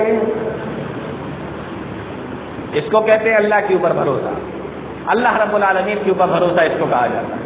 یہ ہے ایمان اللہ رب العالمین کے اوپر. یہی تو ہر نبی نے اور خود ہمارے نبی جناب محمد رسول اللہ صلی اللہ علیہ وسلم نے لوگوں کو بتایا, اے دنیا کے لوگوں, لو ان الامت لو سمعت ان ينفعوك بشيء, اگر ساری دنیا مل کر تمہیں فائدہ پہنچانا چاہے اور میرے رب نے فیصلہ کر دیا کہ نقصان ہوگا, تو ساری دنیا مل کر تمہیں فائدہ نہیں پہنچا سکتی. یہی تو میرے نبی نے بتایا. ابراہیم علیہ السلام کا بھروسہ دیکھو, ساری دنیا مٹانے کی در پر ہے, پورا ملک خلاف ہے, آگ کے اندر پھینکا جا رہا ہے, اور آگ بھی اتنی زیادہ جل چکی ہے, اتنی زیادہ جل چکی ہے, اتنا بڑا ایندھن کہ میں نے آپ کو بتایا کہ لوگ منتیں مانا کرتے تھے کہ لکڑیاں جا کے جمع کی جائیں گے, اتنی بڑی اور اتنا زیادہ لاؤ, لیکن اللہ رب العالمین کا حکم ہو گیا میرے بندے کو تو جلا نہیں سکتی. تو اس آگ میں ابراہیم علیہ السلام کے اوپر کسی بھی طریقے کا کوئی نقصان نہیں پہنچایا. بھروسہ ہو میرے بھائیو اللہ رب العالمین کے اوپر, یہ ایمان ہو اللہ رب العالمین کے اوپر. یہ ہلکا پھلکا والا ایمان نہیں چلے گا, یہاں سے بھی کام ہو جائے گا, وہاں سے بھی کام ہو جائے گا, ادھر سے بھی کام ہو جائے گا, ادھر سے بھی کام ہو جائے گا. ابراہیم علیہ السلام کو آگ نے کوئی تکلیف نہیں پہنچائی. اور آپ کو پتا ہے ایک بڑی پیاری بات آپ کو بتاؤں, علامہ ابن کثیر رحمۃ اللہ علیہ نے اپنی مشہور کتاب البدایہ والنہایہ کے اندر یہ بات لکھی ہے. ابراہیم علیہ السلام نے فرمایا, او لوگو, اللہ رب العالمین نے مجھے جو بھی عمر عطا فرمائی, ان ساری عمر کے اندر اللہ رب العالمین نے جو بھی مجھے عمر دی ہے, اس ساری عمر کے اندر, اس ساری زندگی کے اندر سب سے بہترین دن اگر میرے کوئی گزرے ہیں تو وہی دن گزرے ہیں جو میں نے آگ کے اندر بتائے. یہ لکھا ہے علامہ ابن کثیر رحمۃ اللہ علیہ نے, فرمایا میں نے اپنی ساری زندگی کے اندر جو سب سے اچھے دن گزارے ہیں وہ اسی آگ کے اندر گزارے ہیں. کیا بھروسہ تھا اللہ رب العالمین, اور کیا مدد تھی اللہ رب العالمین کے میرے بھائیوں. غور کی, آگ میں سے باہر نکل کے آئے. اب یہاں پر آپ کو ایک بڑے مزیدار بات بتاتا ہوں. جانتے ہو اللہ کے نبی صلی اللہ علیہ وسلم نے چھپکلی کو مارنے کا حکم دیا. چھپکلی کو, صحیح حدیث ہے یہ, چھپکلی کو مارنے کا حکم دیا. اور وجہ جانتے ہو کیا بتائی ہے اللہ کے نبی صلی اللہ علیہ وسلم نے؟ فرمایا جب ابراہیم علیہ السلام کے لیے آگ جلائی جا رہی تھی تو یہ چھپکلی پھونک مار رہی تھی تاکہ یہ اور بھڑک جائے. شرارت, شیطان کسی کے اندر گھس جائے, کیسی بھی شرارت کروا لے. فرمایا اسی لیے تمہیں چھپکلی کہیں نظر آ جائے تو مار ڈالو. اور اللہ کے نبی صلی اللہ علیہ وسلم نے فرمایا کہ اگر تم چھپکلی کو مارتے ہو تو ایک بار مارنے پر 100 نیکیاں تمہیں ملیں گی. یہ چھپکلی کا معاملہ ہے. بہرحال آگ میں سے باہر آئے, قوم کو بھی سمجھا دیا اور اپنے والد کو بھی سمجھا دیا, قوم نے آگ کے اندر بھی ڈال دیا. اب یہ معاملہ بڑا گمبھیر ہو گیا. اس دور کے اندر جو بادشاہ تھا, اس بادشاہ کا نام تھا نمرود. کیا نام تھا؟ نمرود نام تھا بادشاہ کا. اب یہ بات اس کے کانوں تک پہنچی کہ ارے اتنا سب کچھ ہو گیا. ایک شخص ہے, ابراہیم نام ہے, ہمیں نہیں پوچھتا, بتوں کو نہیں پوچھتا, سورج کو نہیں پوچھتا, چاند کو نہیں پوچھتا, اوروں کے سامنے سر نہیں جھکاتا, یہاں تک کہ اس نے بتوں کو بھی توڑ دیا, قوم کے لوگوں نے آگ میں ڈال دیا, آگ نے اس کو جلایا نہیں. یہ بات بادشاہ کے کانوں میں پہنچی. بادشاہ کو اپنی کرسی خطرے میں دکھنے لگی. یہ جتنے نیتا ٹائپ کے لوگ ہوتے ہیں نا, انہیں اپنی کرسیاں خطرے میں پہلے دکھائی دیتی. اور کرسی نہ جائے اس بات کے لیے وہ ہر چیز سے کمپرومائز کر لیتے. دین چلا جائے، اسلام چلا جائے، ایمان چلا جائے، کچھ بھی چلا جائے، کرسی نہیں جاتی. کب بلا کے لاؤ. اگر یہی معاملہ چلتا رہا تو ابراہیم کے ماننے والوں کی تعداد تو بہت بڑھ جائے گی. بلا کے لاؤ. اب ابراہیم علیہ السلام کو بلا کے لایا گیا بادشاہ کے سامنے. اکیلے کھڑے ہوئے تنے تنہا، پورا ملک کے خلاف، یہاں تک کہ باپ بھی خلاف ہے. قوم کے لوگوں نے جو حشر کیا وہ آپ جانتے ہی ہیں. ابراہیم علیہ السلام سے اب بادشاہ پوچھ رہا ہے، اے ابراہیم تمہارا رب کون ہے؟ ابراہیم علیہ السلام جواب دیتے ہیں، اذ قال ابراہیم ربی الذی یحیی و یمیت، میرا رب تو وہ ہے جو زندہ کرتا ہے اور موت دیتا ہے. یہ مناظرہ اس وقت شروع ہوا تھا، آپ نے سنا ہوگا یہ واقعہ. کہا تمہارا رب کون ہے؟ کہا اذ قال ابراہیم ربی الذی یحیی و یمیت، جو موت کا بھی مالک اور زندگی کا مالک ہے. علامہ ابن کثیر فرماتے ہیں کہ اسی وقت بادشاہ نے دو لوگوں کو بلایا جن کے بارے میں موت کا اعلان ہو چکا تھا. ایک کی گردن مار دی، اس کو مار دیا گیا، اور دوسرے کو معاف کر دیا، اسے چھوڑ دیا گیا. ابراہیم علیہ السلام سے کہنے لگا، تم نے ابھی کہا تھا کہ جو موت بھی دیتا ہے اور زندگی بھی دیتا ہے، میں نے ابھی دیکھو تمہارے سامنے کو موت کے گھاٹ اتار دیا اور دوسرے کو میں نے زندگی دے دی، چھوڑ دیا. بتاؤ تمہارے رب میں اور مجھ میں کیا فرق ہے؟ باطل ہر طریقے سے آتا ہے، کسی بھی طریقے سے، کسی بھی اینگل سے آ سکتا ہے. سوال یہ ہے کہ آپ اس کے لیے کتنا تیار ہیں. کہا کہ بتاؤ، تم نے کہا کہ موت و زندگی کا مالک، ابھی میں نے تمہارے سامنے ایک کو موت کے گھاٹ اتارا اور ایک کو ابھی میں نے تمہارے سامنے زندگی دے دی ہے، چھوڑ دیا ہے. بتاؤ تجھ میں، تمہارے رب میں اور مجھ میں کیا فرق رہ گیا؟ ابراہیم علیہ السلام سمجھ گئے کہ یہ بادشاہ موت اور زندگی کا معنی نہیں سمجھتا. اس کو معلوم ہی نہیں کہ موت اور زندگی کس کو کہتے ہیں. موت یہ نہیں کہ کسی کو موت کے گھاٹ اتار دیا جائے، بلکہ موت اس چیز کا نام ہے کہ کسی انسان کے جسم سے جب چاہو روح کو نکال کر اس کو مردہ کر دو، یہ ہے موت. اور جب چاہو ایک مردہ انسان کے جسم کے اندر روح کو ڈال دیا جائے اور وہ زندہ ہو کر کھڑا ہو جائے، یہ ہے زندگی دینا. ابراہیم علیہ السلام نے دوسرے طریقے سے سمجھایا. فرمایا ان اللہ یاتی بالشمس من المشرق فات بها من المغرب، میرا پروردگار تو وہ ہے جو سورج کو روزانہ پورب سے نکالتا ہے. اگر تو بھی رب ہونے کا دعویٰ کرتا ہے تو آج اس سورج کو تو پچھم سے نکالنا. اللہ کا قرآن بیان کرتا ہے فَبُهِتَ الَّذِي كَفَرَ، حیران و پریشان ہو گیا کہ یہ کیسے کر سکتے ہیں؟ پہلے والے میں تو باتیں بنا لی، لیکن دوسرے والے میں کیسے باتیں بنائی؟ قوم کے لوگ، خاندان کے لوگ، یہاں تک کہ بادشاہ، سب کے سب خلاف ہو گئے. اب نمبر آیا ابراہیم علیہ السلام کا وہاں سے چلنے کا، ملک کو چھوڑ کے جانے کا. دیکھو ہجرت تو ہمارے نبی نے بھی کی تھی. سمجھایا پہلے قوم کے لوگوں کو 13 سال تک مکہ کے اندر، پھر اللہ نے حکم دے دیا کہ آپ مدینہ چلے جاؤ.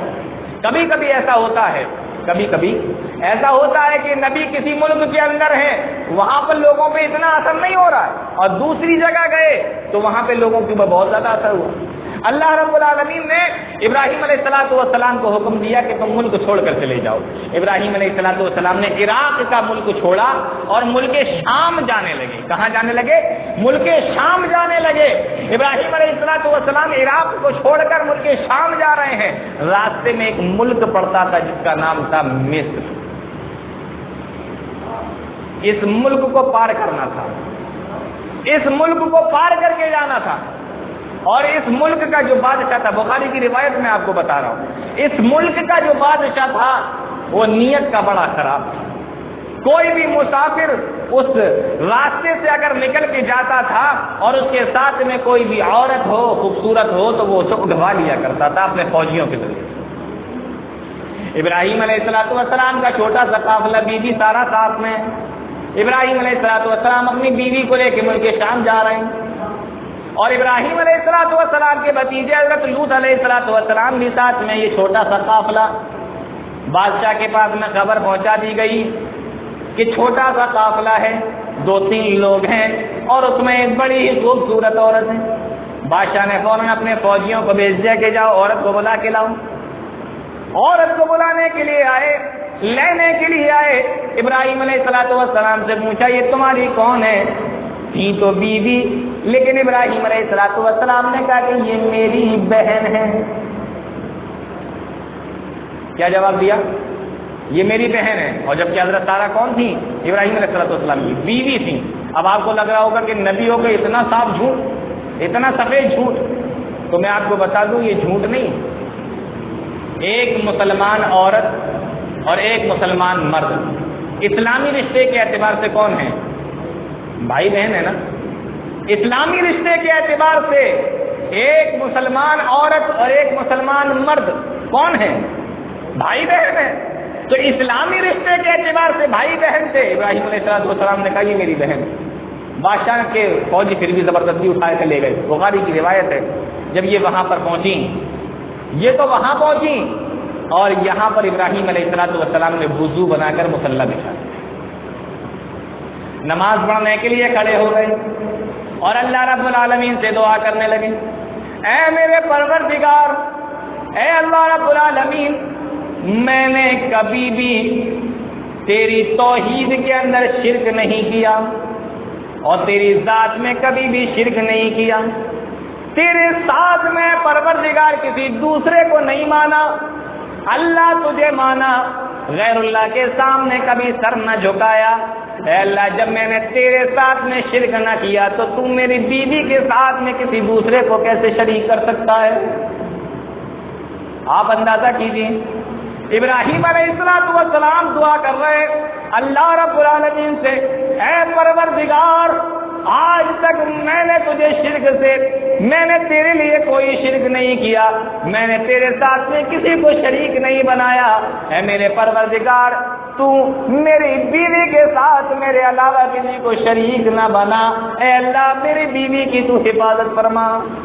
یہاں ابراہیم علیہ السلام دعا کر رہا ہے, نماز پڑھ رہا ہے, دعا مانگ رہے ہیں. وہاں پر ہو گئی بیوی بھی یہی دعا کر رہی ہے, اے اللہ میں نے آج تک کبھی تیرے ساتھ میں شرک نہیں کیا. اے اللہ میں نے کبھی کسی کو تیرے ساتھ میں شریک نہیں ٹھہرایا, تو اے اللہ یہ میرے ساتھ میں کیسے شریک ہو سکتا ہے؟ پروردگار اس سے میری حفاظت فرما. بخاری کی روایت ہے, اللہ کے نبی جناب محمد رسول اللہ صلی اللہ علیہ وسلم ارشاد فرماتے ہیں, اللہ رب العالمین نے فوراً ہی اسی وقت اس انسان کے جسم کے اندر, اس بادشاہ کے جسم کے اندر کپ کپی پیدا کر دی اور وہ پٹاخ سے زمین پر گر گیا اور زمین کے اندر گر کر بری طریقے سے کانپنے لگا اور فوراً ہی کہنے لگا کہ میرے لیے دعا کر دو, میرے لیے دعا کر دو, میں آئندہ تمہارے ساتھ میں ایسی غلط حرکت نہیں کروں گا. تاریخوں میں لکھا ہوا ہے حضرت سارہ سوچنے لگی اگر یہ مر گیا تو قتل کا الزام میرے اوپر آ جائے گا. اگر یہ اسی حالت میں اللہ کی پکڑ میں مر گیا تو قتل کا الزام میرے اوپر آ جائے گا اور اس کے قتل کے الزام میں مجھے قتل کر دیا جائے گا. ابراہیم علیہ السلام کی بیوی ہیں, اللہ رب العالمین سے دعا کرنے لگی, پروردگار اس کو ٹھیک کر دے. اللہ نے دعا کو سن لیا. ادھر ابراہیم کی بھی دعا کام کر رہی ہے, ادھر ان کی بھی دعا کام کر رہی ہے. اللہ نے ٹھیک کر دیا. جب یہ ٹھیک ہوا, بخاری کی روایت, دوبارہ اس نے ہاتھ بڑھایا, اللہ نے پھر سے اسی سزا کے اندر مبتلا کر دیا. ایسے 3 مرتبہ ہوا. تیسری مرتبہ کہنے لگا میں تم سے وعدہ کرتا ہوں اب تمہارے اوپر کوئی ہاتھ نہیں اٹھاؤں گا, ہاتھ نہیں بڑھاؤں گا, میرے لیے اللہ سے دعا کر دو. انہوں نے پھر سے اللہ سے دعا کی, وہ بالکل ٹھیک ہو گیا. اس نے سمجھ لیا کہ یہ کوئی عام انسان نہیں, کوئی بابرکت اور پارسا متقی انسان ہے. فوراً ہی اپنی بیٹی کو بلایا جس کا نام ہاجرہ تھا اور کہا کہ تم میری بیٹی کو اپنے ساتھ میں لے جاؤ, یہاں پر یہ ملک کی بادشاہ بنے, یہاں پر یہ محلوں کے اندر رہے, مجھے گوارا نہیں. اگر یہ تمہارے ساتھ کسی جھونپڑی کے اندر بھی رہ لیتی ہے تو میرے لیے خوشی کی بات ہے. گرگیدہ ہو گیا, کہنے لگا میری بیٹی کو لے جاؤ.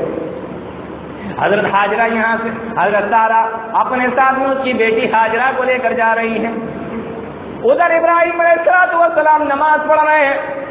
نماز کے بعد سلام تیرا, پوچھا کیا معاملہ ہے, پوری بات بتا دی. اور کہا اللہ رب العالمین نے ہماری حفاظت فرمائی، اور ساتھ میں اس بادشاہ نے اپنی بیٹی بھی دے دی ہے، اس کا نام ہاجرہ ہے۔ اللہ نے قرآن کے اندر مسلمانوں تمہیں بھی بتا دیا، کبھی پریشانی ہو، کبھی دکھ ہو، کبھی تکلیفوں کے اندر مبتلا ہو، صبر کا دامن مت چھوڑنا، نمازوں کا دامن مت چھوڑنا، اللہ رب العالمین سے دعا کرتے رہنا۔ وَاسْتَعِينُوا بِالصَّبْرِ وَالصَّلَاةِ، تم صبر اور صلاۃ کے ذریعے سے اللہ رب العالمین سے مدد چاہتے رہنا۔ ابراہیم صبر بھی کر رہے ہیں اور ساتھ میں نماز بھی پڑھ رہے ہیں۔ وَاسْتَعِينُوا بِالصَّبْرِ وَالصَّلَاةِ، نماز پڑھتے رہنا اور اللہ سے دعا کرتے رہنا اور صبر کرتے رہنا، اللہ تمہاری مدد کرے گا۔ حضرت سارہ اور حضرت ہاجرہ اور حضرت ابراہیم اب یہ سب کے سب چلتے ہیں، ملک شام کی طرف جاتے ہیں۔ ملک شام جب یہ پہنچے، کچھ دن بیت گئے، حضرت سارہ جو ان کی پہلی بیوی تھی، انہوں نے مشورہ دیا ابراہیم علیہ السلام کو کہ آپ ہاجرہ سے شادی کر لیجیے، حضرت ہاجرہ سے آپ شادی کر لیجیے۔ ابراہیم علیہ السلام نے شادی کر لی، حضرت ہاجرہ سے شادی ہوئی، 2 بیویاں ہو گئیں لیکن اولاد ایک بھی نہیں، بیویاں 2 اور اولاد ایک بھی نہیں۔ معلوم یہ ہوا کہ اولاد کا دینا اور نہ دینا اللہ کے ہاتھ میں، کسی انسان کے ہاتھ میں نہیں۔ اگر کسی انسان کے بس کی بات ہوتی تو نبیوں کے ہاتھ میں تو یہ سب سے پہلے ہوتا، لیکن یہاں نبی کی 2 بیویاں ہیں لیکن اولاد کوئی نہیں۔ اور مؤرخین نے لکھا ہے، مفسرین نے لکھا ہے کہ تھوڑا وقت نہیں بلکہ 86 سال کی عمر ہو گئی حضرت ابراہیم علیہ السلام کی دعا مانگتے مانگتے، اور کیا دعا مانگ رہے ہیں؟ رب ہب لی من الصالحین، رب ہب لی من الصالحین، اے اللہ مجھے نیک صالح اولاد عطا فرما، اے اللہ مجھے نیک بیٹا عطا فرما، اے اللہ مجھے نیک اولاد عطا فرما۔ رب ہب لی من الصالحین، یہاں 2 چیزیں اللہ رب العالمین نے بتائیں۔ ابراہیم علیہ السلام سب سے پہلے تو یہ دیکھو دعا کس سے مانگ رہے؟ اللہ سے دعا مانگ رہے، رب اے میرے پروردگار۔ ابراہیم علیہ السلام دعا کس سے مانگ رہے؟ اتنے جلیل القدر نبی ہیں، اتنے بڑے نبی ہیں، اور اس کے باوجود بھی دعا جب مانگنے کی باری آئی تو حضرت ابراہیم علیہ السلام نے دعا بھی مانگی تو اللہ رب العالمین سے دعا مانگی، رب حب لی من الصالحین، اے اللہ مجھے نیک صالح اولاد عطا فرما۔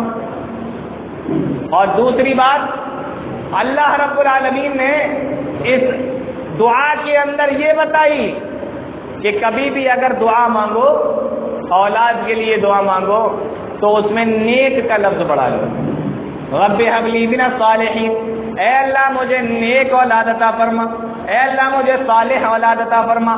یعنی کبھی بھی اگر دعا مانگو اولاد کے لیے تو نیک کا لفظ بڑھا لو، پہلے تو اللہ سے مانگو۔ رب ابراہیم علیہ السلام کس سے مانگ رہے؟ اے میرے رب، اتنے بڑے نبی ہونے کے باوجود بھی دعا مانگ رہے ہیں تو اللہ رب العالمین سے، اور پھر اس کے بعد میں کہہ رہے ہیں کہ مجھے نیک اولاد عطا فرما دے۔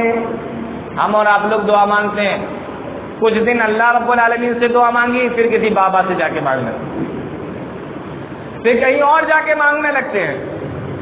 پہلی شرط تو یہاں پہ ختم ہو جاتی ہے، اور دوسری بات اولاد اگر مانگتے بھی ہیں نا تو صرف اتنا ہی نکلتا ہے منہ سے، اے اللہ بیٹا دے دے، اے اللہ بیٹی دے دے، اے اللہ اولاد دے دے، نیک تو نکلتا ہی نہیں ہے منہ سے۔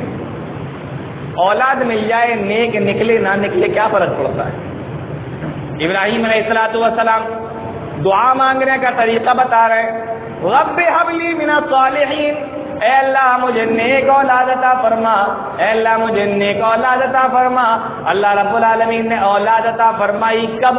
86 سال کی عمر میں، 86 سال تک کوئی اولاد نہیں، اور جب ابراہیم علیہ السلام کی عمر 86 سال کی ہو گئی تو اللہ نے اولاد دی۔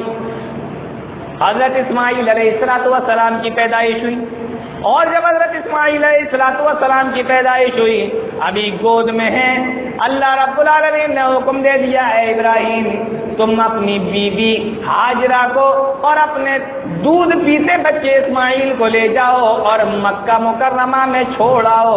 وہ مکہ مکرمہ جہاں پر کوئی آبادی نہیں، جہاں پر پینے کا کوئی پانی نہیں، جہاں پر رہنے کے لیے کوئی مکان نہیں، جہاں پر کوئی انسان نہیں، اور جہاں پر کوئی پیڑ اور کوئی درخت نہیں، ایسی جگہ پہ جا کر چھوڑاؤ. چٹیل ہے، میدان ہے، سنگ ریزہ ہے، اور جہاں پر بھی تمہاری نگاہ جائے گی ریت ہی ریت نظر آئے گی. ایسی جگہ پہ جا کے اپنے بیوی کو اور اپنے بچے کو چھوڑاؤ. ابراہیم علیہ السلام گئے، پانی لے لیا، تھوڑا سا کھجوریں لے لی تھوڑی سی، اور چھوڑنے کے لیے چلے گئے. اب جب یہ وہاں پر پہنچے ابراہیم علیہ السلام، آپ اندازہ کریں چھوٹا سا بچہ دودھ پیتا، 86 سال کی عمر میں ملا ہے جا کر، اور بیوی ہاجرہ، دونوں کو چھوڑ دیا. اللہ رب العالمین کے لیے دونوں کو چھوڑ کر آ گئے. آج ہم لوگوں کا معاملہ تو یہ ہے، اللہ رب العالمین کے لیے ہم اور آپ لوگ بیڑی نہیں چھوڑ سکتے. ابراہیم علیہ السلام نے بیوی چھوڑ دی، ابراہیم علیہ السلام نے بیوی چھوڑ دی، ہم لوگ بیڑی نہیں چھوڑ سکتے. اور ہمارا اور آپ کا معاملہ تو یہ ہے کہ بیوی چھوڑ دیں گے، بیڑی نہیں چھوڑیں گے. ابراہیم علیہ السلام لے گئے اسماعیل علیہ السلام، دونوں کو چھوڑ دیا، حضرت ہاجرہ کو اور اسماعیل علیہ السلام. تھوڑا سا پانی، تھوڑی سی کھجوریں لے کر چلے آئے. حضرت ہاجرہ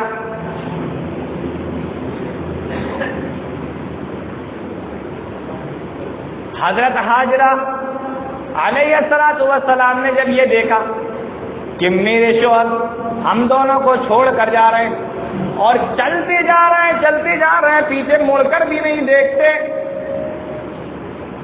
جب کافی دور نکل گئے، حضرت ہاجرہ آواز لگاتی ہیں، اے ابراہیم، اللہ امرک بہذا، کیا اللہ رب العالمین نے آپ کو اس بات کی طرف بلایا ہے، اس بات کی اجازت دی ہے؟ کہا کہ ہاں، اللہ رب العالمین نے ہی مجھے چھوڑنے کا حکم دیا ہے. فرمایا اذن لا یضیعنا، پھر اللہ رب العالمین ہمیں برباد نہیں کرے گا، اللہ رب العالمین ہمیں ہلاک نہیں کرے گا. جانتے ہو، یہ عقیدہ تھا اللہ رب العالمین کے اوپر، یہ بھروسہ تھا اللہ رب العالمین کے اوپر، حضرت ابراہیم علیہ السلام کا، ان کی بیوی حضرت ہاجرہ کا، کہ اگر اللہ رب العالمین نے کہا ہے تو اللہ رب العالمین ہمیں برباد نہیں کرے گا. بیابان جنگل میں، میدان کے اندر چھوڑ کر چلے آئے، اور جب ایک پہاڑی پر پہنچے، پیچھے مڑ کر دیکھا، نہ بچہ دکھائی دیتا ہے، نہ بیوی دکھائی دیتی ہے. آسمان کی طرف نگاہ اٹھائی اور اللہ رب العالمین سے دعا کرنے لگے، ربنا انی اسکنت من ذریتی بواد غیر ذی زرع عند بیتک المحرم. اے میرے پروردگار، میں نے تیرے کہنے سے اس بیابان میں، اس میدان کے اندر اپنے بیوی بچے کو چھوڑ دیا. اے میرے پروردگار، یہ ہیں تو ابھی اکیلے، لیکن اے اللہ، لوگوں کے دلوں کو ان کی طرف موڑ دے. فاجعل افئدۃ من الناس، لوگوں کے دلوں کو ان کی طرف موڑ دے. اللہ رب العالمین نے اپنے بندے ابراہیم علیہ السلام کی دعا کو قبول کر لیا اور ایسے موڑا، ایسے لوگوں کے دلوں کو اس کی طرف پھیر دیا. آج چھوٹا سا بچہ ہو، بڑا ہو، بوڑھا ہو، جوان ہو، عورت ہو، مرد ہو، کسی سے بھی پوچھو تو وہ یہی کہے گا کہ ہم حج کرنے جانا چاہتے ہیں، ہم خانہ کعبہ دیکھنا چاہتے ہیں، ہم وہ جگہ دیکھنا چاہتے ہیں جس کو مکہ المکرمہ کہا جاتا ہے، جس کو خانہ کعبہ کہا جاتا ہے، جس ہر انسان کے دل کے اندر یہی خواہش ہوتی ہے. اللہ رب العالمین نے اس طریقے سے لوگوں کے دلوں کو ان کی طرف موڑ دیا. چھوڑ کر چلے آئے. تھوڑا سا پانی تھا، تھوڑی سی کھجوریں تھی، جب تک چلتی رہیں، اور اس کے بعد میں جب وہ ختم ہو گئیں، اسماعیل علیہ السلام پیاسے ہو گئے. ماں ہے، فکر ہے، اپنے اولاد کی، اپنے بیٹے کی فکر ہے. پانی کو تلاش کرنے کے لیے نکل پڑی. پہاڑ پر پہنچی، صفا پہاڑی پر کھڑی ہوئی، پانی کو تلاش کیا، پانی کہیں نظر نہیں آیا.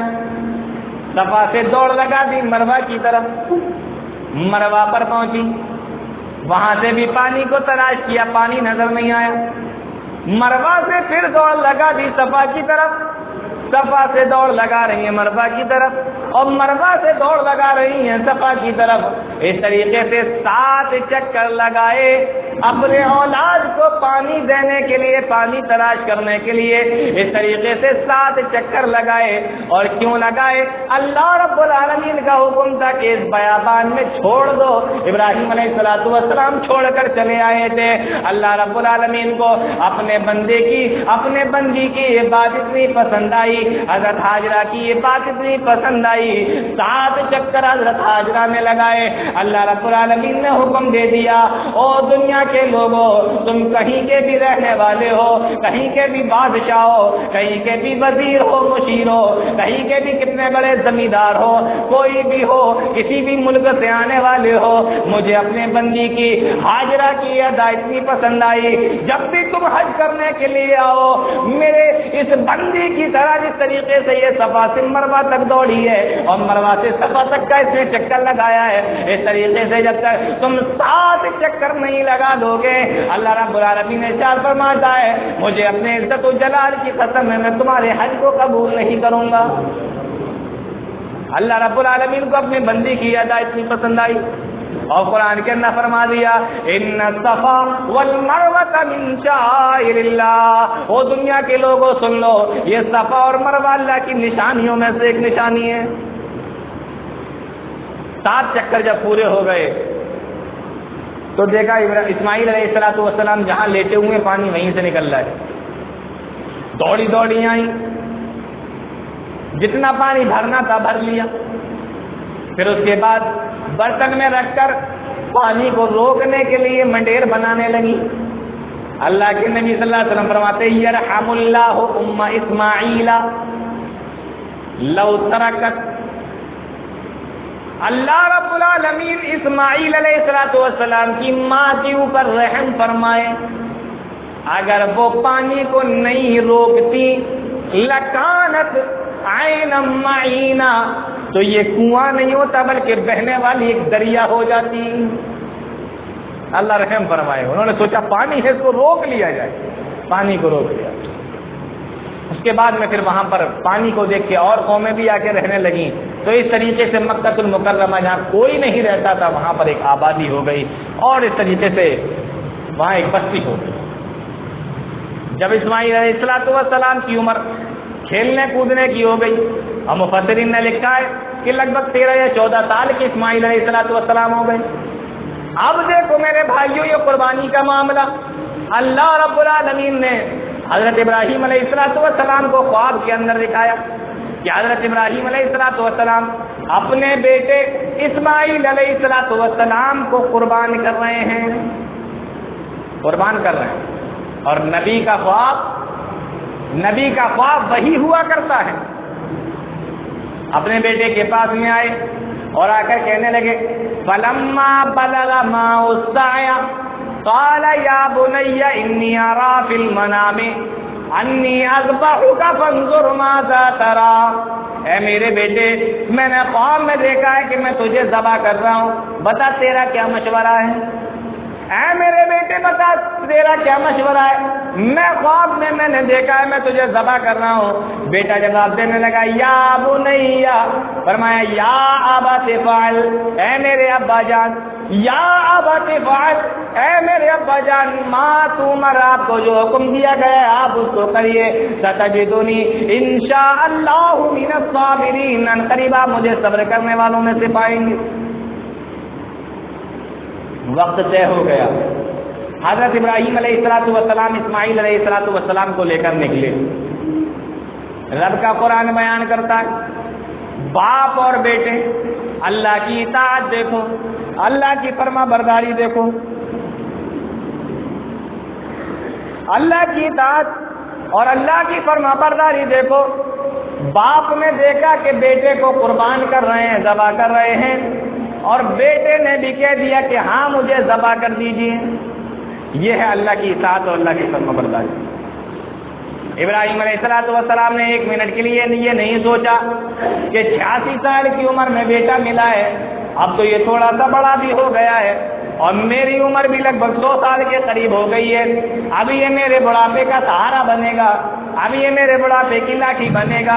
1 منٹ کے لیے یہ نہیں سوچا، اور اسماعیل علیہ السلام نے 1 منٹ کے لیے یہ نہیں سوچا کہ یہ میرے ابا جان میرے ساتھ میں کیا کرنا چاہتے ہیں۔ خواب ہے، انسان پتہ نہیں کیا کیا دیکھتا رہتا ہے، تم نے دیکھ لیا تو مجھے قتل کر ڈالو گے۔ کہا میں تجھے ذبح کرنا چاہتا ہوں، بیٹے نے بھی کہہ دیا میں اللہ کے نام سے ذبح ہونا چاہتا ہوں۔ اطاعت کی ایسی مثال کہیں اور آپ کو نہیں ملے گی۔ اللہ کا قرآن بیان کرتا ہے، کہنے لگا یا ابا تفعل، اے میرے ابا جان آپ کو جو حکم دیا گیا ہے کر گزریے۔ بیٹے کو لے کر گئے اور لٹا دیا لے جا کر۔ اللہ کا قرآن بیان کرتا ہے فلما اسلم وتلہ للجبین، جب بیٹے کو زمین پہ لٹا دیا، چھری کو گردن پہ رکھ دیا، زمین و آسمان حیران و پریشان اور سستر ہے کہ یہ کیا معاملہ ہے۔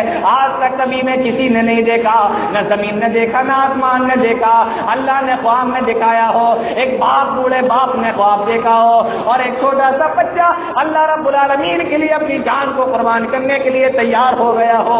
کبھی کسی نے ایسا منظر نہیں دیکھا۔ ابراہیم نے بچے کو لٹا دیا، چھری کو گلے کے اوپر رکھ دیا، فلما اسلم وتلہ للجبین، اور جب چھری کو رکھ دیا چلانا بھی شروع کر دیا۔ اللہ رب العالمین نے دیکھا میرے یہ 2 بندے میرے حکم کو دیکھ کر، میری باتوں کو مان کر آج ان کے اندر اطاعت کتنی زیادہ ہے، فرما برداری کا حق انہوں نے ادا کر دیا ہے۔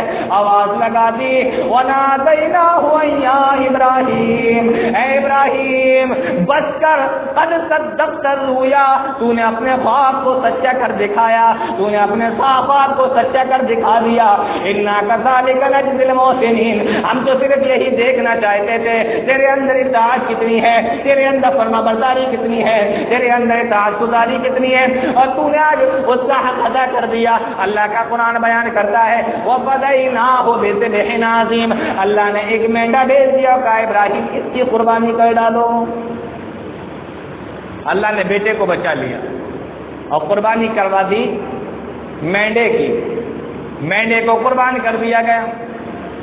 لیکن اللہ رب العالمین کو اپنے ان دونوں بندوں کی یہ بات اتنی پسند آئی، آواز لگائی اے ابراہیم یہ بہت بڑی آزمائش تھی، ان ھذا لہو البلاء المبین، یہ تو بہت بڑی آزمائش تھی، لیکن سنو تم اس آزمائش کے اندر پورے اترے، اس لیے وَتَرَكْنَا عَلَيْهِ فِي الْآخِرِينَ، اب تمہارے بعد جتنی امتیں آئیں گی، جتنی نسلیں آئیں گی، جتنے نبی آئیں گے اور اس نبی کے جتنے ماننے والے آئیں گے، وَتَرَكْنَا عَلَيْهِ فِي الْآخِرِينَ، ہم نے اس سنت کو ان سب کے لیے مقرر کر دیا۔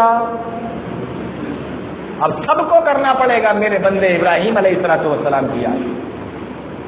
میرے بھائیو یہ وہ قربانی ہے جس کے بارے میں آتا ہے اللہ کے نبی صلی اللہ علیہ وسلم ہر سال قربانی کرتے تھے۔ ایک باپ اپنے بیٹے کو قربان کرنے کے لیے تیار ہے اللہ رب العالمین کے لیے۔ آج ہم لوگ قربانیاں بھی کرتے ہیں، اللہ کے نام پہ کم، غیر اللہ کے نام پہ زیادہ کرتے ہیں۔ قربانیاں بھی ہوتی ہیں تو اللہ کے نام پہ کم۔ میں خود بہت سارے ایسے لوگوں کو جانتا ہوں، بقرہ عید کا مہینہ چلا جاتا ہے، عید الاضحیٰ کا مہینہ ختم ہو جاتا ہے، ذوالحجہ کا مہینہ چلا جاتا ہے، اللہ کے نام پر قربانی نہیں کرتے، لیکن پیر بابا کے نام پہ قربانی کر دیتے ہیں، فلانے صاحب کے نام پہ قربانی کر دیتے ہیں، اس درگاہ پر، اس بارگاہ پر، اس مزار پر، اس جگہ پر، یہاں وہاں قربانی کر دی جاتی ہے، لیکن اللہ کے نام پہ قربانی نہیں کرتی۔ اللہ کے نبی صلی اللہ علیہ وسلم ارشاد فرماتے لعن اللہ من ذبح لغیر اللہ، اللہ رب العالمین اپنی لعنت فرمائے اس آدمی کے اوپر جو غیر اللہ کے نام پر ذبح کرے، جو غیر اللہ کے لیے ذبح کرے۔ لعن اللہ من ذبح لغیر اللہ، غیر اللہ کے لیے جو جانور کو ذبح کرے، اللہ رب العالمین اس آدمی کے اوپر اپنی لعنت فرمائے۔ میرے نبی نے اس آدمی کے اوپر لعنت بھیجی ہے، اور اللہ رب العالمین بھی اس آدمی کے اوپر اپنی لعنت بھیجتا ہے جو غیر اللہ کے نام پر ذبح کرتا ہے، جو غیر اللہ کے نام پر جانور کو ذبح کرتا ہے۔ اس لیے اللہ کے نبی صلی اللہ علیہ وسلم نے ارشاد فرما دیا قل ان صلاتی ونسکی ومحیای ومماتی للہ رب العالمین، اے میرے نبی صلی اللہ علیہ وسلم آپ دنیا کے لوگوں کو سنا دیجئے، ان کو کسی شک و شبے میں پڑنے کی ضرورت نہیں، ان کے اندر کسی بھی طریقے کا شک و شبہ نہیں آنا چاہیے۔ اے میرے نبی آپ پڑھ کر بتا دیں قل ان صلاتی، اے میرے نبی آپ بتا دیجئے کہ بے شک میری نماز ونسکی اور میری قربانی ومحیای اور میرا جینا ومماتی اور میرا مرنا للہ رب العالمین سارے جانوں کے رب کے لیے ہے۔ اللہ کے نبی جناب محمد رسول اللہ صلی اللہ علیہ وسلم افضل الانبیاء ہونے کے باوجود قربانی کر رہے ہیں تو اللہ کے لیے کر رہے ہیں اور اعلان بھی کر رہے ہیں، اور ہم اور آپ لوگ ہیں قربانیاں کر رہے ہیں تو غیر اللہ کے لیے کر رہے ہیں۔ یہ قربانی کا کچھ فلسفہ تھا، کچھ باتیں تھیں ابراہیم علیہ السلام کے تعلق سے میں نے آپ لوگوں کے سامنے رکھی، اور قربانی کے تعلق سے کچھ باتیں آپ لوگوں کے سامنے رکھی۔ اب یہاں پر بہت سارے بھائی ہمارے ایسے ہوں گے جو قربانی کرنے کا ارادہ کرتے ہوں گے، میں چاہتا ہوں کہ ان کے لیے بھی کچھ باتیں بتاؤں۔ قربانی کا جانور جب آپ خریدنے کے لیے جائیں تو خیال رکھیں کہ وہ عیب سے پاک ہو، اور حدیثوں کے اندر اس عیب کی نشاندہی بھی کی گئی ہے۔ ایسا نہ ہو کہ اس کی آنکھ پھوٹی ہوئی ہو، ایک آنکھ سے بیکار ہو یا دونوں آنکھ سے بیکار ہو، یا لنگڑا نہ ہو، یا اسی طریقے سے اتنا دبلا پتلا نہ ہو کہ وہ چل نہیں سکتا، پھر نہیں سکتا، پسلیاں نظر آ رہی، ہڈیوں میں گودا نہیں، ایسا بھی نہ ہو، یا اسی طریقے سے کان کٹا ہوا نہ ہو۔ غیر اللہ کے نام پر جانور کو چھوڑ دیا جاتا ہے کان کو کاٹ کر، تو غیر اللہ کے نام پر چھوٹا ہوا جانور تو اللہ کے نام پہ نہیں کیا جا سکتا۔ اس لیے اللہ کے نبی صلی اللہ علیہ وسلم فرماتے کہ دیکھ لو کان کا کٹا ہوا بھی نہ ہو، اور اللہ کے نبی صلی اللہ علیہ وسلم نے پھر یہ بھی فرمایا سینگ کا ٹوٹا ہوا بھی نہ ہو۔ اور ایک نشانی آپ نے یہ بھی بتائی کہ جب جانور خریدنے کے لیے جاؤ تو دیکھ لو کہ دتا ہوا بھی ہو۔ دتا ہوا جانتے ہیں آپ لوگ کیسے کہتے ہیں؟ دتا ہوا جانور یعنی کہ جس کے دودھ کے دانت گر گئے، جس کے دودھ کے دانت گرنے کے بعد جو دانت نکل آتے ہیں اس کو کہتے ہیں دتا ہوا یہ جانور۔ تو ایسا جانور ہو تو اس کی قربانی کرنا چاہیے۔ اب اسی کے ساتھ ساتھ آپ یہاں پر یہ باتیں بھی یاد رکھیں کہ قربانی انسان کس کے لیے کرتا ہے؟ قربانی کس کے لیے کرتا ہے؟ اللہ رب العالمین کے لیے قربانی کی جاتی ہے۔ اللہ فرماتا ہے لَن يَنَالَ اللَّهَ لُحُومُهَا وَلَا دِمَاؤُهَا وَلَكِنْ يَنَالُهُ التَّقْوَىٰ مِنكُمْ، اے لوگو اللہ رب العالمین کے پاس نہ تو تمہارا گوشت پہنچتا ہے نہ تمہارا خون پہنچتا ہے، اللہ رب العالمین تو تمہارے تقوی کو دیکھتا ہے۔ قربانی کا جانور خریدنے کے لیے جاؤ یا خرید کر لے آؤ، قربانی کا ارادہ اگر رکھتے ہو، اللہ فرماتا ہے کہ تمہارے دل کے اندر تقویٰ ہونا چاہیے، ریاکاری نہیں ہونا چاہیے، اخلاص ہونا چاہیے۔ تمہارے دل کے اندر یہ خیال نہ آ جائے کہ بستی کے اندر باتیں ہوگی کہ فلاں صاحب نے 5 بکرے اس بار قربان کیے، فلاں صاحب کے بکرے تو بکرے نہیں لگ رہے تھے بلکہ ایسا معلوم ہوتا تھا جیسے گدھے اور خچروں کو کاٹ رہے ہیں، اتنے بڑے بڑے اتنے موٹے موٹے جانور وہ لے کر آئے۔ تمہارے دماغ میں یہ نہیں ہونا چاہیے، تمہارے دماغ میں یہ بات بھی نہیں آنا چاہیے کہ بستی کے اندر ایڈ ہو جائے، ہمارا نام ہو جائے، اخباروں کے اندر بکرے کے ساتھ میں کھڑے ہوئے فوٹو کھنچوا رہے ہیں، یہ فلاں صاحب 1.5 لاکھ روپے کا بکرا لے کر آئے، فوٹو آ رہا ہے اخبار کے اندر، فلاں صاحب 1 لاکھ روپے کا بکرا، 1.5 لاکھ روپے کا بکرا۔ یہاں سے تو خریدتے ہی نہیں ہے، بمبئی سے لے کر آتے ہیں۔ اللہ فرماتا ہے اخلاص ہونا چاہیے، لن ينال الله لحومها ولا دماؤها ولكن يناله التقوى منكم، تمہارا گوشت نہیں پہنچتا، تمہارا خون نہیں پہنچتا، ولكن يناله التقوى منكم، اللہ رب العالمین تو تمہارے تقوی کو دیکھتا ہے۔ تم 1 لاکھ روپے کا بکرا لے آؤ، لیکن اگر تمہارے دل کے اندر تقوی نہیں ہے، اگر تمہارے دل کے اندر پرہیزگاری نہیں، اگر تمہارے دل کے اندر اخلاص نہیں ہے، خلوص نہیں ہے، اللہ رب العالمین تمہاری اس قربانی کو قبول نہیں کرے گا۔ اور اس کے مقابلے میں اگر ایک غریب آدمی ہے، اپنے حساب سے وہ جانور لے آیا، لیکن اس کے دل کے اندر یہ بات ہے کہ میری قربانی کو اللہ رب العالمین قبول کر لے، اللہ رب العالمین میری اس نیکی کو قبول کر لے، اللہ کے نبی ارشاد فرماتے ہیں اللہ رب العالمین اس کی نیکی کو قبول کر لے گا، اس کی قربانی کو قبول کر لے گا۔ اور جب جانور کو ذبح کرنے لگو اور جب ذبح کر لو تو ایسا نہیں ہے کہ پورا گوشت سارا کا سارا اٹھا کر فریج کے اندر رکھ دو، اب ہم کھائیں گے یا ہمارے سسرال کے لوگ آ جائیں گے تو وہ کھائیں گے، اور کوئی نہیں چھو سکتا اس کو۔ اللہ کے نبی صلی اللہ علیہ وسلم نے ایک حدیث کے اندر ارشاد فرمایا کلو وادخروا، کلو واطعموا وتصدقوا۔ نبی صلی اللہ علیہ وسلم ارشاد فرماتے ہیں خود بھی کھاؤ، رشتہ داروں کو بھی کھلاؤ اور صدقہ بھی کرو۔ خود بھی کھاؤ، رشتہ داروں کو بھی کھلاؤ اور صدقہ بھی کرو۔ اس لیے آپ لوگوں نے دیکھا ہوگا بہت ساری جگہ پہ لوگ 3 حصے لگا دیتے ہیں، خود بھی کھاؤ، رشتہ داروں کو بھی کھلاؤ اور صدقہ کرو۔ جانور کے 3 حصے لگا دیے، اب اس کے بعد میں اسی حساب سے گوشت بھی بانٹ دیا جاتا ہے۔ بہت سارے لوگ تو اتنے کنجوس ٹائپ کے ہوتے ہیں، قربانی کر لیں گے دروازہ گھر کا بند کر لیں گے۔ اگر کوئی گوشت مانگنے کے لیے آ بھی گیا تو جانتے ہو جواب کیا ہوتا ہے؟ ہمارے یہاں قربانی نہیں ہوئی۔